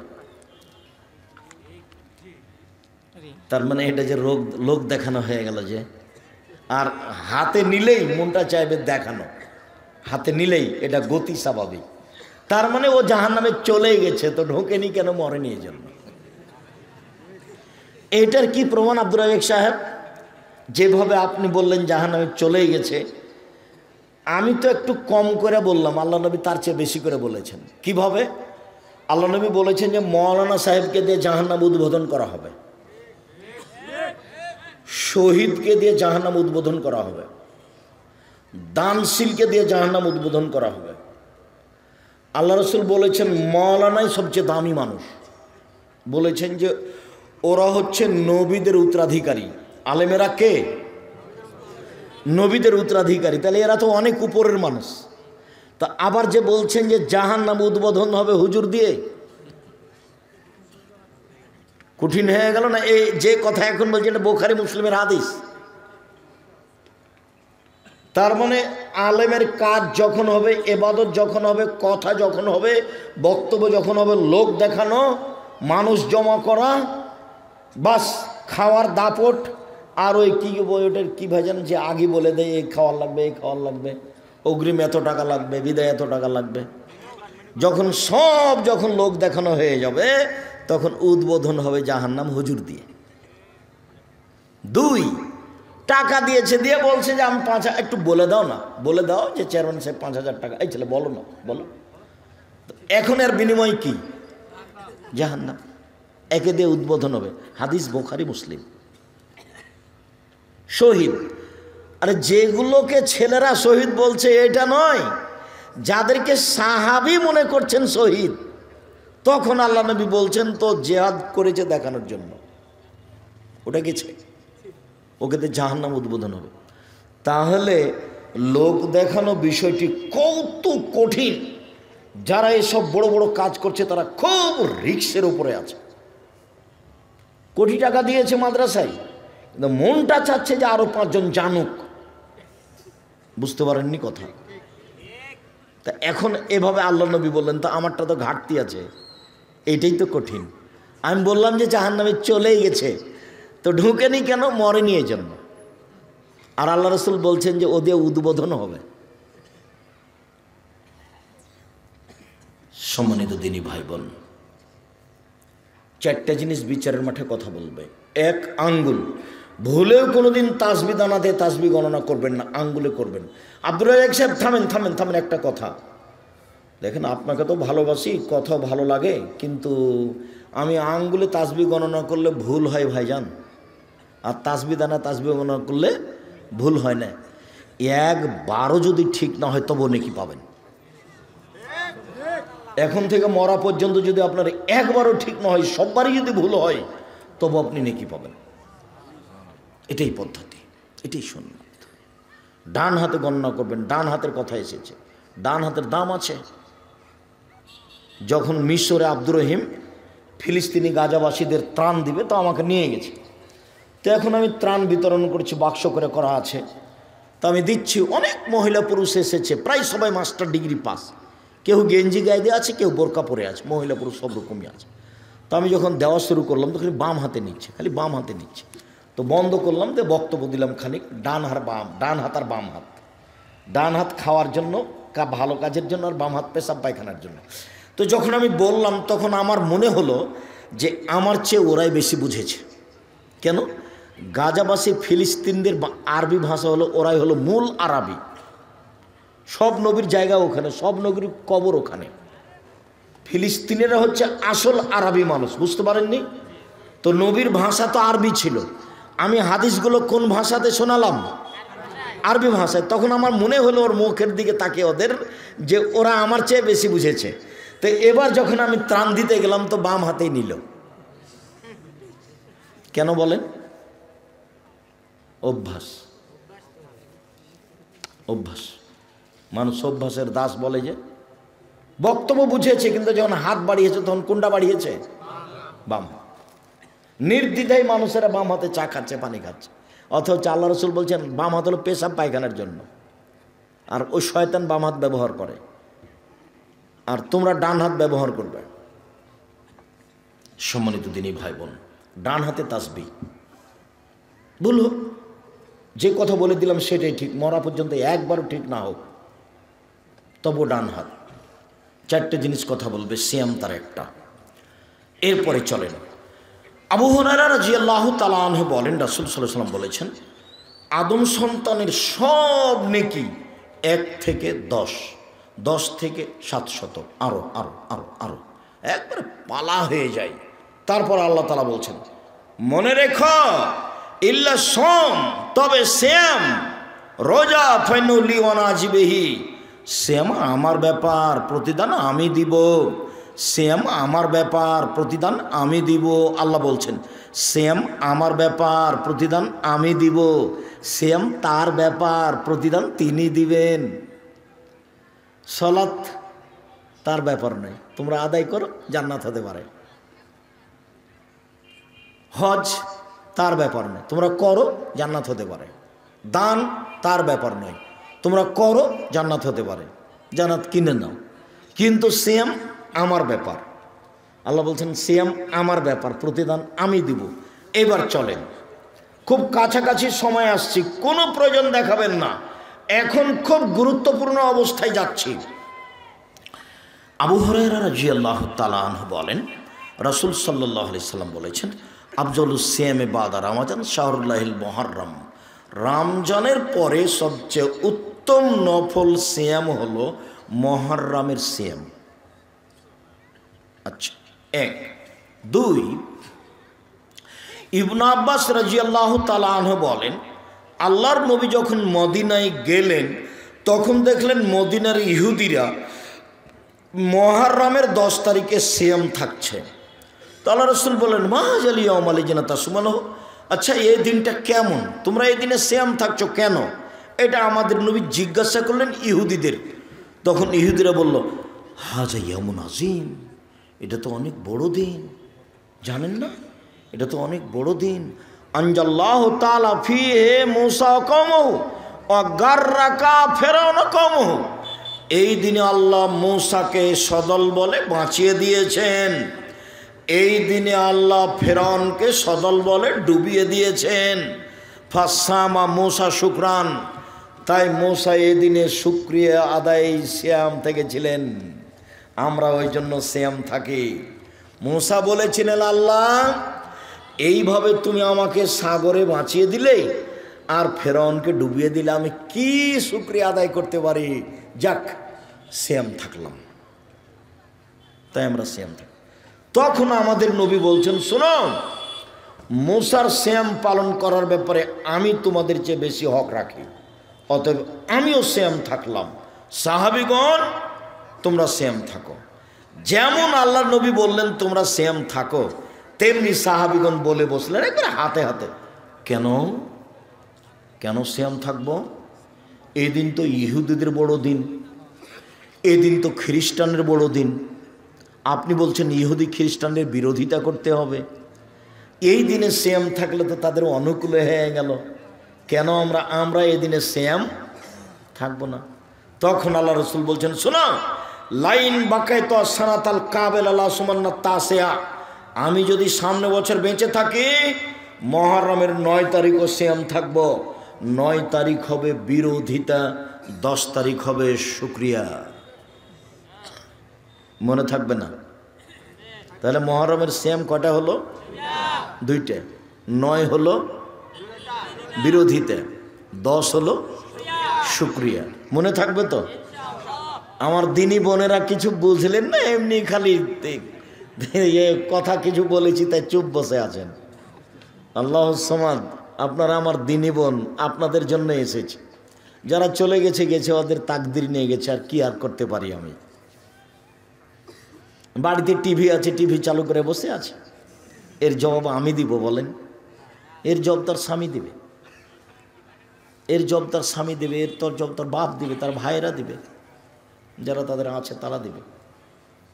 এর জবাব আমাকে দিতে হবে না, আমরা ওই সব কাজ করি না। আল্লাহ তুমি হেফাজত করো আমার সব দিনই ভাই বোনকে। সম্মানিত দিনই ভাই বোন, হাফসা রাদিয়াল্লাহু তাআলা আনহা বলেন, আল্লাহ নবী 4টে জিনিস জীবনে কোনোদিন ছাড়েননি। 1 মুহররমের 10 তারিখের সিয়াম, 2 আশুরার একটানা 9 দিন সিয়াম, 3 প্রতি মাসে 3 দিন সিয়াম, 4 ফজরের সুন্নাত। মনে থাকবে না? দেখি সিরিয়াল বলেন তো। 1 মুহররমের 10 তারিখের সিয়াম, 2 জুলহিজ্জার একটানা 9 দিন সিয়াম, একবারে 1 তারিখ থেকে, 3 প্রতি মাসে 3টা সিয়াম রোজা, 4 ফজরের 2 রাকাত সুন্নাত। এই 4টা আমল আল্লাহ রসুল কখনো ছাড়েননি। তাহলে এই পর্যন্ত আলোচনাতে আমরা মুহররমের সাথে আছি। এইবার আলোচনা মুহররমের আপাতত শেষ করি। আবু হুরায়রা রাদিয়াল্লাহু তাআলা আনহু বলেন, রাসূল সাল্লাল্লাহু আলাইহি ওয়াসাল্লাম বলেছেন, সিয়ামু ইয়াউমে আশুরা আহতাসিবু আলাল্লাহি আন ইউকাফিরা সানাতাল্লাতি কাবলাহু। কেউ যদি মুহররমের 2টা সিয়াম থাকে তাহলে অতীতের 1 বছরের পাপ ক্ষমা হবে। 2 সিয়ামে ইয়াউমে আরাফা আহতাসিবু আলাল্লাহি আন ইউকাফিরা সানাতাল্লাতি কাবলাহু সানাতাল্লাতি বাদাহু। কেউ যদি আরাফার 1 দিন সিয়াম থাকে তাহলে আগে পরে 2 বছরের পাপ ক্ষমা হবে। এটার যে পাওয়ার খুব বেশি দেখছি। সামনে বছর 1 বছর কি করব সবই ক্ষমা আগেই। সামনে বছর কি পাপ করব না করব কি হয়েছে সব ক্ষমা হয়ে গেছে। বলেন তো কোন দিনের সিয়ামে? আরাফার দিনের সিয়ামে। এইখানে আরো 2-3টা কথা আমার দিকে খুব খেয়াল করে চেয়ে থাকবেন। জুলহিজ্জার প্রথম 10 দিন রমজানের শেষের 10 দিনের চেয়ে দামি। ইন্না লিল্লাহ, কি বলছেন আব্দুর রাজ্জাক সাহেব? জি, রমজানের শেষের 10 দিনের চেয়ে জুলহিজ্জার প্রথম 10 দিন বেশি দামি। রমজানের শেষ 10 দিন দামি কেন? একটা কারণে, ওতে কি আছে? লাইলাতুল কদর আছে। জুলহিজ্জার প্রথম 10 দিনে 3টা আছে। 1 কুরবানি, 2 আরাফা, 3 হজ। কুরবানি তো আমি আর আপনি বুঝি না, গোস্তের তালে ঘুরি। কুরবানি জান্নাতের অনেক বড় মাধ্যম, জান্নাত পাওয়ার অনেক বড় মাধ্যম কুরবানি। আল আজ্জ আর সাজ্জ, ওই হজ বেশি দামি যেই হজে বেশি বেশি তালবিয়া আছে, লব্বাইক আল্লাহুম্মা লব্বাইক লব্বাইক লা শারীকা লাক লব্বাইক ইন্নাল হামদা ওয়া নি'মাতা লাক ওয়াল মুলক লা শারীকা লাক। আর যে হজে বেশি গরু কুরবানি আছে, আল্লাহ নবী 100টা গরু কুরবানি করেছিলেন শেষ হজে। কতটি? 100টা। 63টি নিজে হাতে করেছেন, বাকিগুলো বলেছেন আলী তুমি করো। তাহলে 63টির বাকি কটা থাকলো 100তে? 37। আলীকে বললেন তুমি বাকি 37টা করো, আমি নিজে হাতে 63টা করলাম। আর আমাদের দেশে ভাগে গেছে, আর হুজুরে বলেছে কে বলছে ভাগে চলবে না, একবারে খেপে উঠছে হুজুর। ভাইজান আমি কোনোদিন বলিনি ভাগে কুরবানি, আমি এটা বলিনি কোনোদিন। ভাগে কুরবানি করে কলিজা নিয়ে হাড্ডি নিয়ে মারামারি করেনি, এটা আমি চাইনি। টাকা বেশি আছে, ভারত নিকটে আছে, রাজস্থান থেকে উট নিয়েছে, কুরবানি দেন, সবচেয়ে ভালো। যদি টাকা কম থাকে গরু দেন, যদি টাকা কম থাকে খাসি দেন, যদি টাকা কম থাকে ছাগি দেন, যদি টাকা কম থাকে ভেড়া ভেড়ি দেন। সিরিয়ালে নেমে আসেন, একটা দেন, অন্তত 10টা দেন। বাপে বলছে যে আমার 3টা ছেলের টাকা নিয়ে আমি গরু কোরবানি দিচ্ছি 3 ভাগে 5 ভাগে, এগুলো করতে গেলেন কেন? হ্যাঁ ঠিক আছে, আপনি বাপ, একটা গরু আপনার নামে হবে, বাকি ছেলেমেয়েরা খাবে। তবে আপনার ছেলেরা চাকরি করে, ছেলে একটা ছাগল দেখ খাসি, 3 ভাই 3টা খাসি, আর আপনার নামে একটা গরু হোক, 4টা কুরবানি হোক, আপনারা খাবেন, গ্রামবাসী খাবে। কিন্তু 3টা ছেলের টাকা নিয়ে আপনি নিজের টাকা দেখিয়ে মাত্র একটা গরু দিয়ে পার করে দিলেন, এটা নয়। পার করে দিতে পারেন, তখন শুধু আপনার হবে, ছেলেদের হবে না। অথচ সারা কাল ছেলেরা ভিন্ন ভিন্ন খেয়েছে, ঢাকায় থাকে, ও চিটাগাঙ্গে ওটা ভিন্ন খায়, আর টাকা পয়সা ভিন্ন ব্যাংকে জমা হয়। আজকে কুরবানির সময়তে 3 ভাই এক জায়গাতে জমা করে বাপের নামে কুরবানি করলো, ভালো হলো, ভালো হলো, কিন্তু আপনাদের হয়নি, বাপের হয়েছে ওটা, আপনাদের হয়নি, আপনাদের শুধু গোস্ত খাওয়াতে আছে। আমার একটা পরামর্শ নেন, 3 ভাইয়ের টাকা জমা করে ঠিক আছে একটা বাপের নামে হোক, আর আপনারা 10,000 12,000 15,000 টাকা খরচ করে একটা একটা করে খাসি কুরবানি দেন, অনেক বড় ব্যাপার। 10টা দেন, 50টা দেন, 1000টা দেন, মানুষ খাক। ও কথা বলতে যাচ্ছেন কেন? আজ তো খালি ফকিরেরই দিন, ওরা গোস্ত নিয়ে বেঁচে খায়, খাক না, তাতে কি আছে আপনার? মনটা কেন আপনার ছোট হয়? মনটা কেন ছোট হয়?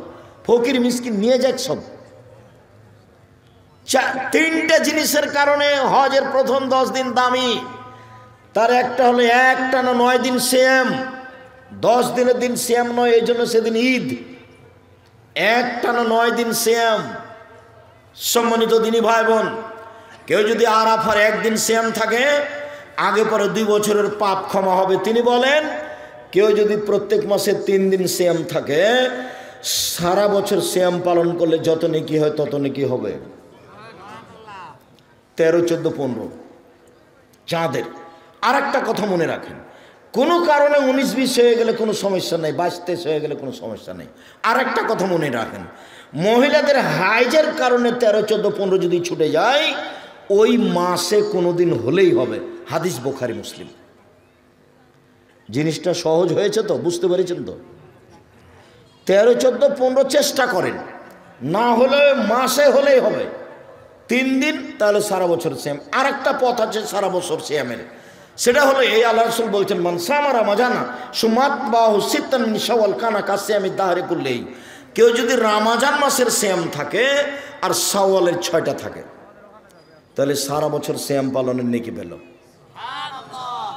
ভালো করে বুঝুন তো, 2টা পথ সারা বছর সিয়াম পালনের। এক, প্রতি মাসে 3টি। 2, শাওয়ালের 6টা, রামাজান আর শাওয়ালের 6টা, তাহলে সারা বছর। আপাতত এই পর্যন্ত বলে এবার কাছাকাছি আগিয়ে আসি। বৃহস্পতিবার সোমবার, আল্লাহ নবী বৃহস্পতিবার সোমবার সিয়াম থাকতেন। আবু হুরায়রা রাদিয়াল্লাহু তাআলা আনহু বলেন, আল্লাহ নবী বলেন, বৃহস্পতিবার সোমবার মানুষের পাপ নাকি আল্লাহর নিকটে পেশ করা হয়। আমার মনটা চাই, আমার যখন রিপোর্ট দেওয়া হবে আল্লাহর কাছে, তখন আল্লাহ দেখুক যে আমি সিয়াম আছি। এই নাও ফাউহিব্বু আইরফা মালানা সাইম, আমার মন চায়, আমি ভালোবাসি, আমার রিপোর্ট যখন আল্লাহর কাছে পেশ করা হবে, তখন আল্লাহ দেখুক যে এ দেখো সিয়াম অবস্থায় রিপোর্ট দেখো। সাপ্তাহিক কোন কোন দিনে মানুষের পাপ নাকি পেশ করা হয়? তা আল্লাহ নবী কি চাইলেন? আমার রিপোর্টের সময় আল্লাহ দেখুক যে আমি কি আছি, সিয়াম আছি। তা আপনার রিপোর্টের সময় যদি আল্লাহকে সিয়াম অবস্থা দেখাতে চান, তাহলে কি করতে হবে? বৃহস্পতিবার সোমবার সিয়াম থাকতে হবে। কথা বুঝতে পেরেছি তো? এবার চলেন শাবান, এবার শেষের দিকে চলে এসেছি। শাবান, আয়েশা রাদিয়াল্লাহু তাআলা আনহা বলেন, আল্লাহ নবী পুরো শাবান সিয়াম থাকতেন। উম্মু সালমা রাদিয়াল্লাহু তাআলা আনহা বলেন, আল্লাহ নবী পরস্পর 2 মাস সিয়াম থাকতেন, শাবান রমাজান, শাবান রমাজান, রমাজান শাবান, পুরো সিয়াম থাকতেন। ওসামা বিন যায়েদ রাদিয়াল্লাহু তাআলা আনহু বলেন, শেষের দিকে 2-1টা বাদ দিতেন। ওসামা বিন যায়েদ রাদিয়াল্লাহু তাআলা আনহু বলেন, আমি একদিন আল্লাহ নবীকে বললাম, আল্লাহ নবী, লাম আরাকা তাসুমু মিন শাহরিন মিন শুহুরে মা তাসামু মিন শাবান। শাবান মাসে যত সিয়াম থাকেন অন্য মাসে তো তত সিয়াম থাকেন না আল্লাহর নবী, আপনি শাবান মাসে এত সিয়াম থাকেন কেন? এটা জিজ্ঞাসা, মনে থাকবে না মনে হয়। বলেন তো জিজ্ঞাসাটা কি? আল্লাহর নবী আপনি শাবান মাসে এত বেশি সিয়াম থাকেন কেন? এটা জিজ্ঞাসা, মনে থাকবে না? এইটা বেশি জরুরি কেন? এরপরে যেটা আছে সেটা এর বিপরীত কথা। তখন আল্লাহ রাসূল বলছেন, আরে শোনো, শাবান একটা মাস, রজব ও রমজানের মাঝে শাবান একটা মাস, ফলন নাসান হো, মানুষ তাতে বেখেয়াল থাকে, তোর ফল আমল ফিহে ইলা রাব্বিল আলামিন। এই মাসে বাৎসরিক রিপোর্ট আল্লাহর কাছে পেশ করা হয়, অনা উহিব্ব, আমি ভালোবাসি, ইরফা আমালি ওয়ানা সায়েম, আমার যখন আমলটা আল্লাহর কাছে পেশ করা হবে, আল্লাহ দেখুক যে আমি সিয়াম আছে। এ দেখো বাৎসরিক রিপোর্ট, দেখো বাৎসরিক রিপোর্ট, দেখো সিয়াম অবস্থায়, দেখো নাও দেখো। তাহলে আল্লাহর নবীর জানা ছিল না সেই দিন 15ই শাবান। এই কথাটার জন্য ওই কথাটা ভালোবার মনে রাখতে বলছিলাম।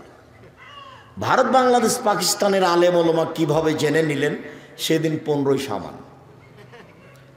ভাইজান, আপনার যদি মাঝহাবি ভাই হন তাহলে আপনি মনে কিছু নিয়েন না, আপনাকে আমি খুব ভালোবাসি। আমার জীবনে আমি কোনোদিন মাঝহাব নিয়ে কথা বলি না। আপনি কারো কথায় মাথায় রাখেন না, খালি রাখেন 1 মিনিট। দল নয়, সংগঠন নয়, মাঝহাব নয়, শুধু আল্লাহর নবীকে মাথায় রাখেন 1 মিনিট দিয়ে বলেন, আয়েশা পুরো শাবান সিয়াম থাকতেন, প্রায়ই শাবান। উম্মু সালমা বলেন, আয়েশা বলছেন পুরো শাবান। উম্মু সালমা বলেন, আল্লাহ নবী পুরো শাবান সিয়াম থাকতেন, 2-1 দিন বাদ।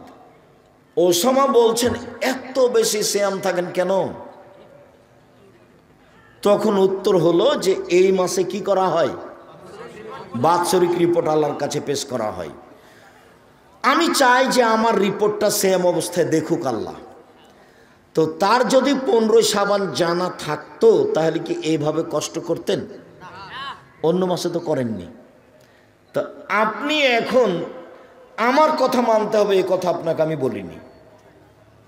কথা যদি এটা সত্য হয় তাহলে আপনাকে মানতে হবে কি না? কথা যদি এটা না বেরিয়ে হয় তাহলে আমি আর আপনি কি করতে পারি? নিশ্চিত জেনে নেন সেটা 15ই শাবান নয়। যে কলকারখানা, অফিস, আদালত, কোর্ট কাছারি, শিক্ষা প্রতিষ্ঠান সব কিছু বন্ধ করে রাতে গোসল করে আতর গোলাপ মেখে দিনে সিয়াম থাকতে হবে, এটা নয়, এটা শরীয়ত নয়। রিপোর্ট ধরার জন্য অন্তত একটানা 15 দিন সিয়াম থাকতে হবে। তাই বলেছি একটানা 15 দিন। এক নফল সিয়াম সবচেয়ে বেশি একটানা 15 দিন শাবান। 1 থেকে 15 পর্যন্ত আজ থেকে আপনি সিয়াম শুরু করবেন, 2, 4, 5, 10টা করেন। স্ত্রীর সাথে পরামর্শ করে 2 জন মিলে করেন। সাহারি জরুরি নয়, সাহারি খাওয়া সুন্নাত। সকাল 10টার সময় আল্লাহ নবী বলছেন, আয়েশা জি কিছু খাওয়ার আছে? জি না। আচ্ছা ঠিক আছে, তাহলে সিয়াম থাকলাম। 9টা 10টার সময় খাওয়ারই নাই তো আর এখন কি, তাহলে কি করি? সিয়াম থেকে যাই। নিয়ত ভালো, সাহারি খাওয়া ভালো, কিন্তু খাওয়ারই নাই তখন দিনে বলছে সিয়াম থাকলাম। তার মানে সাহারি ছাড়া সিয়াম চলে, সাহারি খাওয়া সুন্নাত, সাহারিতে বরকত আছে। তো আমার সুবিধা হয়নি, আমি খেতে পারিনি, খাইনি। স্বামী স্ত্রী পরামর্শ করে আজ থেকে সিয়াম শুরু করবেন, আজ থেকে। আপনি আমার দিনী ভাই, কথাটা মানার চেষ্টা করেন, খুব ভালো হবে। আর মনে রাখবেন, ইবাদতের জগতে সবচেয়ে দামি ইবাদত সিয়াম। 1 মিনিট, এটা সিয়াম আর এটা নামাজ। বলতে পারবেন যে এটা সিয়ামের মতো? না, এটা সিয়াম আর এটা হলো হজ। আপনি বলতে পারবেন এটা সিয়ামের সমপর্যায়ের না? কেন? এটা নেকি আল্লাহ কাকে দিতে বলবেন? ফেরেশতাকার। এটার নেকি আল্লাহ দিবেন। তাহলে আপনি এটার মতো কোনো ইবাদতি নিয়ে যেতে পারবেন না। পৃথিবীতে কোনো ইবাদতি নেই যেটা এটার মতো। এর বিনিময় জান্নাত। আপনাকে আমি অনুরোধ করছি, আপনি আমার দিনী ভাই, আপনাকে আমি খুব ভালোবাসি, আপনি আমার দিনী বোন, আপনাকে আমি অনুরোধ করছি, আপনার জন্য এসেছি, আপনি শাবান মাসের সিয়াম আজ থেকে শুরু করবেন। আমরা তো চেষ্টা করি প্রথম শাবান থেকে, এবছর চলে গেছে, কিছু করেন, চালু হোক। 2, একটানা 9 দিন সিয়াম, সেটা কোনটা? জুলহিজ্জা। এবং ইবাদতের জন্য সেটা সবচেয়ে বেশি দামি। ওই জুলহিজ্জার প্রথম দিনে 3টে জিনিস আছে। 1 কুরবানি, 2 আরাফা, 3 হজ। এই জন্য এই 9টে দিন কি দিয়ে কাটাতে হবে? সিয়াম দিয়ে। তার মধ্যে আরাফার দিনও আছে, বাস সব হয়ে গেল। 2 হলো একটানা 9 দিন। এবার চলেন 6, একটানা 6 দিন। কোনটা সেটা? শাওয়াল। ভুলে যাচ্ছেন নাকি? কারো কারো মনে আছে, কেউ কেউ ভুলে গেছে। একটানা 6 দিন বা মাঝে মধ্যে করলে হবে। 1 মিনিট একটা কথা। মহিলারা জানে যে রমজানের রোজা হাইজের কারণে ছুটে গেলে শাওয়াল মাসে আগে রমজানেরটা করতে হবে, তারপরে শাওয়ালেরটা করতে হবে। এটা মিথ্যা কথা। হাইজের কারণে রমজানের যে সিয়াম ছুটে গেছে, এইটা করার জন্য আল্লাহ নবী অনুমতি দিয়েছেন বাকি জীবন, মরা পর্যন্ত। যদি মরে যায় না করে গেছে। আয়েশা রাদিয়াল্লাহু তাআলা না করতেন 10 মাস পরে, আবার শাবান মাসে। আয়েশা রাদিয়াল্লাহু তাআলার হায়েজের কারণে সিয়াম ছুটে গেলে রমজান মাসের তিনি কোন মাসে করতেন? পরের শাবানে। আচ্ছা, শাবান মাসে কেন করতেন? ওই যে আল্লাহ নবী বেশি বেশি সিয়াম করছেন ওরই ফাঁকে। আর উনি সবসময় বলতেন, না, আমার স্বামী যদি আমাকে কোনো সময় তার প্রয়োজনে ডাকে, তখন আমি বলবো নফল সিয়াম আছে, আমি এটা বলতে রাজি নই। উনি যখন আমাকে ডাকবেন তখনই আমি সাড়া দিব তার ডাকে। এই জন্য আমি নফল সিয়াম ওভাবে রাখবো না। অতএব আমার ফরজ যেটা ছুটে গেছে সেটা আমি কোন ফাঁকে করব? যখন তিনি একটানা আছেন। বুঝাতে পারিনি কথাটা? যখন তিনি একটানা আছেন, ওরই ফাঁকে আমি আমারটা করে নিয়েছি। 10 মাস পরে পড়বে, 10-11 মাস পরে পড়বে। আর মহিলা বৈঠকে চাঁপে নবগঞ্জের বুবু বলেছে, বুবু আগে ফরজটা করিও বুবু, তারপরে নফল করিও বুবু। বুবুর সব কথাই নাকি বুখারীতে আছে। বুবুর কথা ডাহা মিথ্যে। বুবু নামাজে যখন দাঁড়াবা বুবু, 2 পায়ের গোড়ালি জমা করিও বুবু, নইলে লজ্জাস্থানের যোগাযোগ বুবু মাটির সাথে হবে, মাটি অভিশাপ করবে। বুবুর সব কথাই নাকি বুখারীতে আছে। বুবু শাড়ি পরে যদি নামাজ পড়ো বুবু, তাহলে ল্যাঙ্গট পরিও। যদি ল্যাঙ্গট না পড়ো বুবু, তাহলে লজ্জাস্থানের যোগাযোগ বুবু মাটির সাথে হবে, মাটি অভিশাপ করবে। বুবুর সব কথাই নাকি বুখারীতে আছে। বুবু যখন সিজদা করতে যাবা বুবু, তখন একবার হাতি যেমন মাটিতে পড়ে যায়, তেমন একবার মাটিতে পড়ে গিয়ে আঁটো সাঁটো হয়ে সিজদা করিও বুবু। যদি বুককে উরু থেকে পৃথক রাখো বুবু, তাহলে স্তন ঝুলন্ত থাকবে বুবু, পর্দার ব্যাঘাত ঘটবে। বুবুর সব কথাই নাকি বুখারীতে আছে। বৈঠকে বলে তখন এই কথাও বলে যে বুখারী। এখন বুখারী বলছে, কে তাকে বলবে যে নেই? ও তো বেদাত দিয়ে শিরক দিয়ে দেশকে পূর্ণ করে দিয়েছে। আবার দিনাজপুরে এইদিকে মহিলারা বক্তব্য দিতে যাচ্ছে, এই জেলা থেকে ওই জেলা, এখান থেকে সেখানে। কোনো মহিলা যেন আপনার এলাকায় বক্তা হিসেবে ঢুকতে না পারে, খুব সাবধান থাকবেন। মহিলা মানুষ বাড়িতে থাকে। আয়েশা কোথায় দিয়ে গেছেন বক্তব্য দিতে? কোথায় গেছেন? কোথাও যাননি, কোনো দিন যাননি। সম্মানিত দিনী ভাই বোন, এবার প্রতি মাসে 3 দিন, তারপরে মুহররমের 2 দিন, তারপর আরাফার 1 দিন। এবার এদিকে চলেন, আরাফা 1 দিন, মুহররম 2 দিন, প্রতি মাসে 3 দিন, শাওয়াল 6 দিন, জুলহিজ্জা 9 দিন, শাবান 15 দিন, মনে থাকবে না মনে হয়? শাবান একটানা 15 দিন, জুলহিজ্জা 1 থেকে একটানা 9 দিন, শাওয়াল 6 দিন, প্রতি মাসে 3 দিন, মুহররমের 2 দিন, আরাফার 1 দিন। তাহলে আর সকালে আপনাকে দৌড়াদৌড়ি করা লাগবে না, শরীর এমনি ঠিক থাকবে, পেটও মোটা হবে না।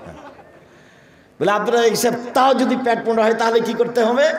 তখন দাউদ আলাইহিসসালাম নিজে হাতে খেতেন উপার্জন করে, 10-এর পয়সা খেতেন না। আমাদের মুহাম্মদ সাল্লাল্লাহু আলাইহি সাল্লাম আমাদের নবী সরকারি পয়সা খেতেন 10-এর, কিন্তু দাউদ আলাইহিসসালাম 10-এর পয়সা খেতেন না। দাউদ আলাইহিসসালাম নিজে কাজ করে খেতেন আর সপরিবারের রাতে জাগতেন। একদিন সেম একদিন এমনি, একদিন সেম একদিন এমনি, একদিন সেম একদিন এমনি। এবার স্বাস্থ্য এমনিতে ঠিক আর পেট মোটা হবে না। চেষ্টা করেন, ভালো হবে। শুকরিয়া, জাযাকুমুল্লাহ খায়ের। এসে কয়েকটি কথা আপনার উপস্থিত বৈঠকের দিনই ভাই বোন, আপনাকে অন্তর থেকে ভালোবাসি, আপনার পরকাল কল্যাণ কামনা করি। মর্মে আমার কয়েকটি কথা, যেই কথাটা মধ্যে বলেছি ওই কথাটা মনে রাখার জন্য অনুরোধ জানাচ্ছি। এই ছেলে, এই থামো। 5 ওয়াক্ত সালাত, হালাল রুজি, কোরআন তেলাওয়াত, অন্তত সূরা ইখলাস 3 বার পড়ে আল্লাহকে বলবেন এই যে আজকে কোরআন পড়লাম, কোনোদিন যেন বাদ না পড়ে। অন্তত সূরা ইখলাস ব্যাগ ভর্তি করে নেন, সূরা ইখলাস দিয়ে একবারে ব্যাগ বোকটা যা আছে নেকিতে ভর্তি করে নেন। একবার সমান 10 পারা, একবার সমান 10 পারা, একবার সমান 10 পারা, 3 বার সমান 30 পারা। আমি বলিনি এই কথা, কে বলেছেন? মুহাম্মদ সাল্লাল্লাহু আলাইহি সাল্লাম বলেছেন। 4 চিরদিনের জন্য আড্ডা পিটা হারাম। একরাহুল কালামা বাদাল ইশা, একরাহুল নওমা কাবলাল ইশা। আল্লাহর নবী এশার সালাতের পরে কথা বলা ঘৃণা করতেন। আল্লাহর নবী এশার সালাতের পূর্বে ঘুমিয়ে যাওয়া ঘৃণা করতেন। পৃথিবীর মানুষ মুহাম্মদ সাল্লাল্লাহু আলাইহি সাল্লাম বলেন, শুনে রাখুন, এশার সালাতের পরে কথা বলা আল্লাহর নবী ঘৃণা করতেন। পড়াশোনা ছাড়া গল্প করা হারাম। 2, এশার সালাতের পূর্বে ঘুমিয়ে যাওয়াকে ঘৃণা করতেন। এশার সালাতের পূর্বে ঘুমাতে হবে না, 10টায় ঘুমিয়ে যাবেন। বাড়িতে কারফিউ জারি থাকবে প্রেসিডেন্ট আইয়ুবের, 10টার পরে কেউ কথা বলতে পাবে না, সবাইকে ঘুমাতে হবে। বাধ্য বাপ হিসাবে শক্ত পদক্ষেপ নেবেন। পড়াশোনা ছাড়া এই বাড়িতে কেউ জেগে থাকতে পাবে না। কয়টার মধ্যে ঘুমিয়ে যেতে হবে? 10টার মধ্যে। 5 ঘন্টা ঘুম, 3টায় উঠে যাবে, 4টায় উঠে যাবে। সুন্দর করে ওযু করে 2 রাকাত সালাত আদায় করে বলবা, আল্লাহ এখন প্রথম আকাশ থেকে নিচে নেমে এসেছেন। সপ্তম আকাশ থেকে কোথায় এসেছেন? নিচে এসেছেন প্রথম আকাশে আপনার কথা শোনার জন্য। এখন আপনি বলেন যে হিলি বাজারে আমার 5 শতক জমি করে দাও, নিয়মিত বলেন। গরিব মানুষটা বলবে আমার একটা ভ্যান করে দাও, ধনী মানুষেরা বলবে ঢাকাতে উত্তরায় একটা বাড়ি করে দাও। যার যা প্রয়োজন, যার যা প্রয়োজন। একসাথে যদি সারা পৃথিবীর হিন্দু, মুসলমান, বৌদ্ধ, খ্রিস্টান সবাই যদি নিজ নিজ প্রয়োজন চাই আর সবাইকে যদি তাৎক্ষণিক দিয়ে দেন, সরিষা সমপরিমাণ শেষ হবে না। এইসবের ধৈর্য অনেক বেশি, আমার চেয়ে এইসবের ধৈর্য অনেক বেশি। আমি মুহাম্মদ সাল্লাল্লাহু আলাইহি সাল্লাম যদি 12 বছর জেলে থাকতাম, সরকারের লোক যদি আমাকে ডাকতে আসতো, তাহলে আমি বলতাম চলো চলো চলো চলো, এ কথা বলতাম আমি। অবাক মানুষ 12 বছর জেলে থাকার পরে বলছে অসম্ভব, আমি জেল থেকে বের হবো না। জুলাইখাকে জাতির সামনে ঘোষণা দিতে হবে আমি অন্যায় করেছি, এইসব করিনি। যতদিন পর্যন্ত জুলাইখা জাতির সামনে ঘোষণা না দিবে ততদিন পর্যন্ত এইসব জেল থেকে বের হবে না। তাই হলো, তারপরে তিনি বের হলেন। সম্মানিত দিনী ভাই বোন, দ্বিতীয় কথা হলো এই যে বৃহস্পতিবার, সোমবার, সামনে বৃহস্পতিবার, শুক্রবার রূপগঞ্জ, নারায়ণগঞ্জ, ঢাকায় সম্মেলন। আপনার উপরে আমার অনেক ভালোবাসা। আমাকে তো ডেকে নিয়ে এসছেন, আপনি যান কি না দেখি। পাকিস্তান থেকে আছেন আলোচক এহসান এলাহি জহিরের ছেলে ইবতেসাম এলাহি জহির, আরও আছে ইন্ডিয়া থেকে আছে কয়েকজন, নেপাল থেকে আছে কয়েকজন, বাংলাদেশ থেকে আছে কয়েকজন। 100 বিঘা জমির উপরে প্রতিষ্ঠান, এটা আপনার প্রতিষ্ঠান, আপনাকে যেতে হবে। দেশের সর্ববৃহৎ প্রতিষ্ঠান জামিয়া সালাফিয়া রূপগঞ্জ নারায়ণগঞ্জ ঢাকা, অবশ্যই যাবেন, ইনশাল্লাহ যাবেন। সৌদি আরব থেকে আলোচক আছে, হ্যাঁ সৌদি আরব থেকে আছে, সৌদি আরব থেকে আছে, পাকিস্তান থেকে আছে, ভারত থেকে আছে, নেপাল থেকে আছে, বাংলাদেশ থেকে আছে, বহির 4টা দেশ থেকে আছে। আর আজকের জন্য আল ইতেসাম পত্রিকার সাথে একটা পত্রিকা ফ্রি আছে, সব বইয়ের সাথে একটা পত্রিকা ফ্রি দিবে, সেই পত্রিকা নিয়ে আসা হয়েছে, 50টা প্রশ্নের উত্তর আছে। আর এখন আবদুল্লাহ সম্পাদকীয় লিখে, যেটা আপনিও চান, যেটা আমিও চাই। আবদুল্লাহ এখন সম্পাদকীয় লিখে, অতীব গুরুত্বপূর্ণ সম্পাদকীয়। যাওয়ার পূর্বে যত বই আছে সদাচরণের উপর বই আছে। আর আমি এই সময়তে এসে নামাজের উপরে একটা বই লিখলাম, সলাতের উপরে। আমি চেষ্টা করেছি সবচেয়ে ভালো করার, মানুষ হিসেবে যতদূর আমার সম্ভব হয়েছে। আমার দিনী ভাই বোন সকলকে আমি বইগুলো সংগ্রহ করার জন্য অনুরোধ জানাচ্ছি। আর কেন হব অবরোধবাসিনী দেখেন বেগরকের ব্যাপারে। আর শিক্ষা বনাম জাহেলিয়াত, আপাতত ক্লাস 10 পর্যন্ত শিক্ষা নাকচ করা হয়েছে। সবাকেই আদর্শ পরিবার, আদর্শ নারী, তারপর শিক্ষা বনাম জাহেলিয়াত, আল ইতেসাম পত্রিকা, আবদুল্লাহর বই যদি থাকে মিন্নাতুল বারি বা ফিলিস্তিন, বইগুলি সংগ্রহ করার জন্য অনুরোধ জানাচ্ছি। আল্লাহ আমাদের যারা মারা গেছে তুমি তাদের কবরের শাস্তি মাফ করো, আমরা যারা অসুস্থ তুমি তাদের আরোগ্য দান করো, আমরা যারা বেঁচে আছি তুমি তাদেরকে তোমার রাসূলের পদ্ধতি অনুযায়ী চলার তৌফিক দান করো। তুমি আমাদের এই দেশে শান্তি দাও, নিরাপত্তা দাও, যাতে করে আমরা পরিবার নিয়ে শান্তিতে নিরাপদে থাকতে পারি। এমন লোক দাও যাদের অধীনে আমাদের জীবিকা নির্বাহ সহজ হবে, এরকম তুমি ব্যবস্থা করে দাও। তোমার দরবারে জোরালো দাবি রেখে সবাকে নফল শ্যাম পালনের আন্তরিকভাবে অনুরোধ জানিয়ে বইগুলি সবাকে সংগ্রহ করতে বলছি। কেউ খালি যাবেন না, অন্তত পত্রিকা নিয়ে যাবেন। পত্রিকা একটা ফ্রি আছে, উপদেশ বই আছে।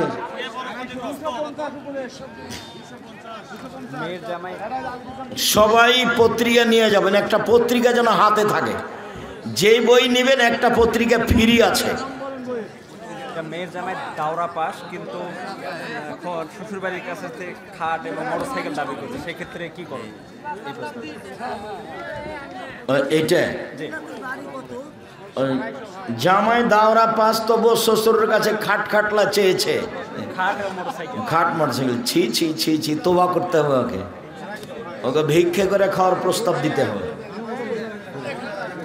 হারাম, খবরদার নয়।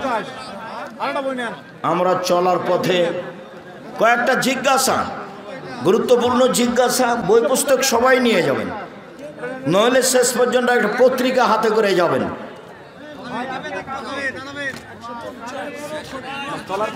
আমরা চলার পথে শুধু মাথা ঝোঁকায়, সালাম মাথা ঝুঁকে হবে না, মুখে উত্তর দিতে হবে।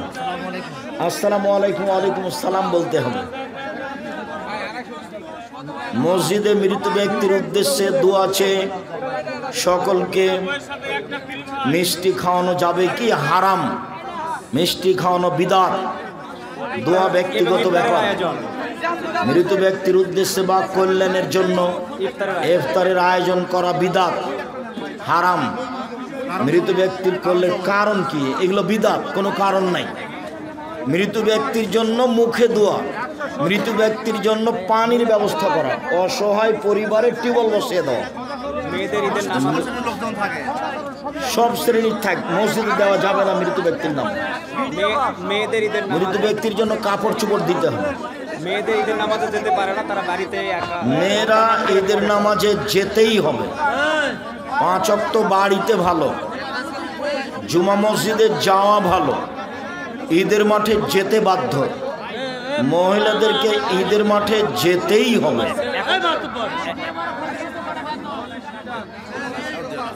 এখন সবাই মিলে বাড়িতে তারা জামাত করতে পারবে কিনা? মহিলারা বাড়িতে জামাত করতে পারবে না। এই ছেলে, মহিলাদের বাড়িতে জামাত করা বিদআত।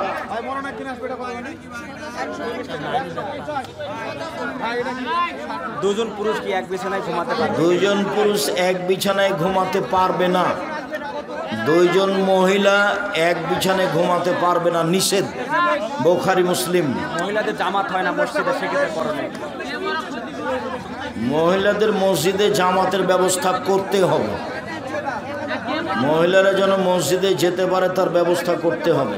একটা মেয়ের পেটে 33 দিনের বাচ্চা, স্বামী নষ্ট করে। আমার পেটে 33 দিনের বাচ্চা, এখন আমার স্বামী আমাকে জোর করতেছে এটা নষ্ট করার জন্য।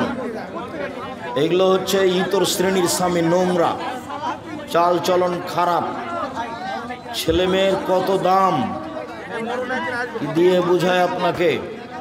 এই কাজ করা হবে না, বাচ্চা নষ্ট করা হবে না। অবস্থায় অন্যজনের সঙ্গে জেনা করে ধরা পড়ে, সেক্ষেত্রে তার সঙ্গে সম্পর্ক একটি মেয়ে স্বামী থাকা অবস্থায় অন্যজনের সাথে জেনা করে ধরা পড়েছে, তার ক্ষেত্রে ইসলামের বিধান কি? বিধান তো হত্যা করতে হবে। মহিলারা কি ওকে তালিম করতে অন্যায় করেছে, তাতে তার সংসার বাতিল হয়নি। গ্রামের লোক তাকে সতর্ক করে ওই স্বামীর সাথে সংসার করতে দেখ, ওই স্বামী নিলে। তালিমের জন্য মেয়েরা কি এক স্থান থেকে আরেক স্থানে যেতে পারবে কি? মহিলারা কি তালিম করতে এক স্থান থেকে অন্য স্থানে যেতে পারবে? জি না। মহিলাদের এখানে সেখানে তালিমে যাওয়ার জন্য হারাম, বাড়িতে থেকেই করবে। ভেটেরিনারি মানে পশু পাখির যে আমার কি ভেটেরিনারি দোকান, ভেটেরিনারি ওষুধ এর দোকান গরু আচ্ছা। ছাগলের যে মুরগির ছবি দেওয়া থাকে লোগোগুলোতে, সেক্ষেত্রে সেই দোকানে মালামাল রাখতে পারবে। পশুর ঔষধ, পশুর ছবি থাকবেই, আপনি ওটা একটু ভিতর দিকে করে রাখবেন ছবিটা উল্টি। ভাইজান মোবাইল নাম্বার তো একটু পরে দিতে বলছে ড্রাইভার। একটা মসজিদে একটা মসজিদে জুমার নামাজে একজন খুতবা দেন আর একজন নামাজ পড়ান। জি না, যিনি খুতবা দিবেন তিনি নামাজ পড়াবেন। যিনি খুতবা দিবেন তিনি নামাজ পড়াবেন, এটাই সুন্নাত। একজন বর্তমান প্রেক্ষাপটে একজন ছেলের কত বছর বয়সে বিয়ে করা দরকার? 18, 20, 22, 18, 20, 22, 24। আসসালামু আলাইকুম, আশা করি ভালো আছেন। আমি একটা মেয়েকে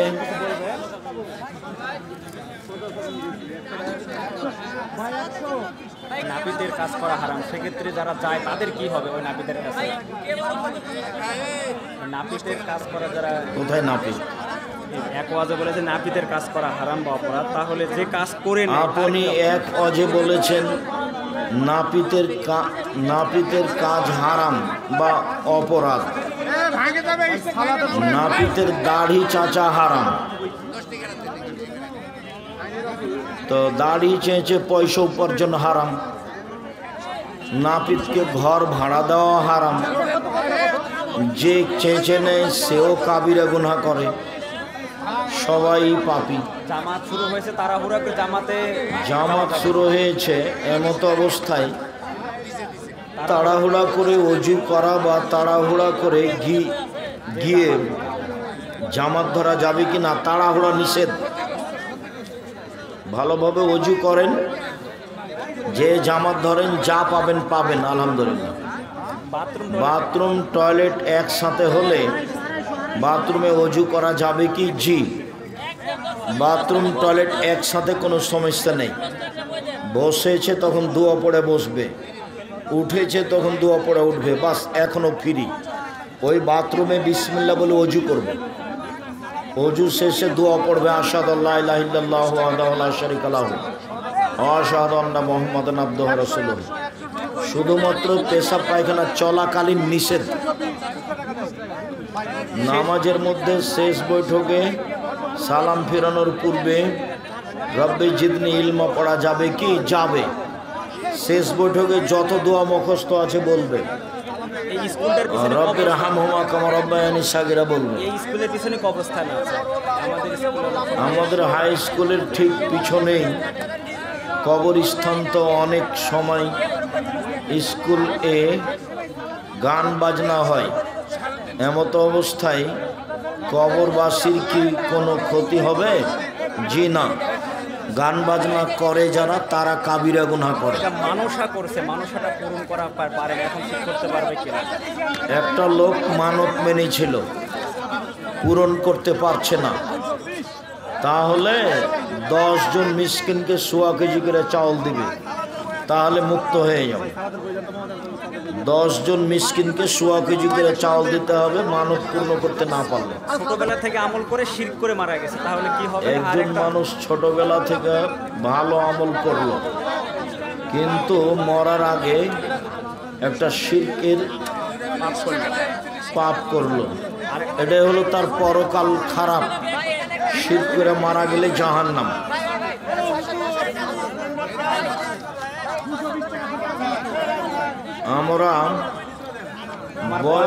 আমার বয়স 20, আমি বিবাহ করতে চাই, কিন্তু আমার পরিবার থেকে দিতে চায় না। তোমার পরিবার অশিক্ষিত মানুষ, বুঝাও। তোমার পরিবারকে বুঝাও। কৃত্রিম প্রজনন করে গরুকে, কৃত্রিম প্রজনন জায়েজ। গরু ছাগলের উপরে কোরআন হাদিসের বিধান নেই।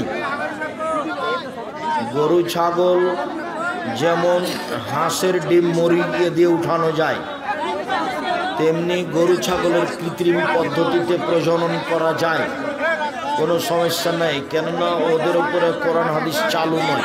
বন্ধু নামাজ পড়ে না, সেক্ষেত্রে গুনাহ হবে কি? বন্ধু যদি নামাজ না পড়ে বা গুনাহে লিপ্ত থাকে, তুমি বলতে থাকো, তাহলে তুমি বেঁচে যাবে। আমাদের পাড়া প্রতিবেশীদের সাথে সম্পর্ক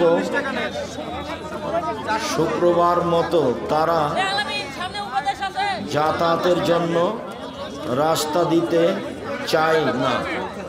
এ সম্পর্কে কিছু যদি বলতেন।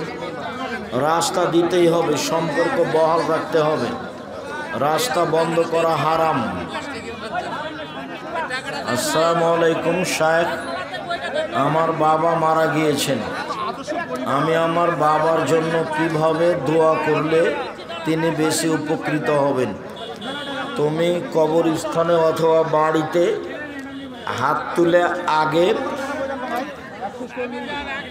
দোয়া ইউনুস পড়বা, তারপরে দুরুদ, তারপরে যদি জানাজার দোয়া মুখস্থ রেখে বলবে, না হলে এমনি বলবে আল্লাহ তুমি আমার বাপকে মাফ করো। এ হলো প্রথম। আর দ্বিতীয় হলো দান করবে তোমার আব্বার নামে, টিউবওয়েল বসিয়ে দেবে অসহায় পরিবারে, বা তোমাদের গ্রামের অসহায় মহিলা পুরুষকে কাপড় দিবা, আর না হলে বেসরকারি কওমি মাদ্রাসা। কম্পিউটারে ছবি আঁকে বা মোবাইল, আমি জানতে চাই কম্পিউটারের কার্টুন এর ছবি আঁকা হারাম।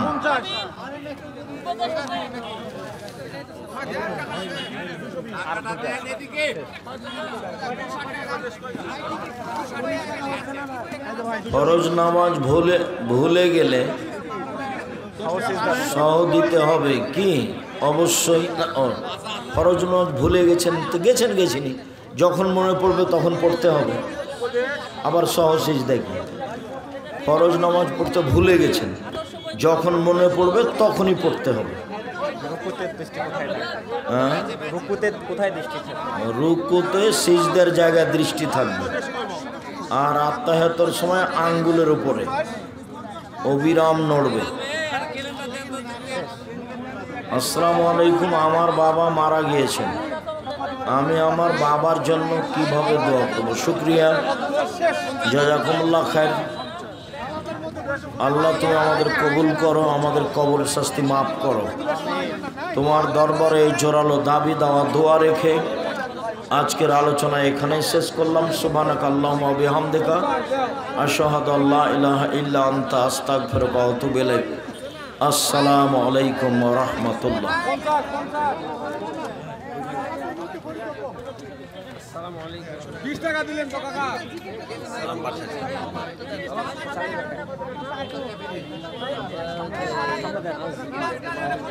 চাচা কিছু বলবে? সভাপতি সাহেব সমাপনী বক্তব্য করেন। ওই দুয়ার 50 টাকা। আগে দাও। আগে দেন তো ভাই। আগে দেন। আমার কাছে আছে না? আমার মুখস্থ আছে।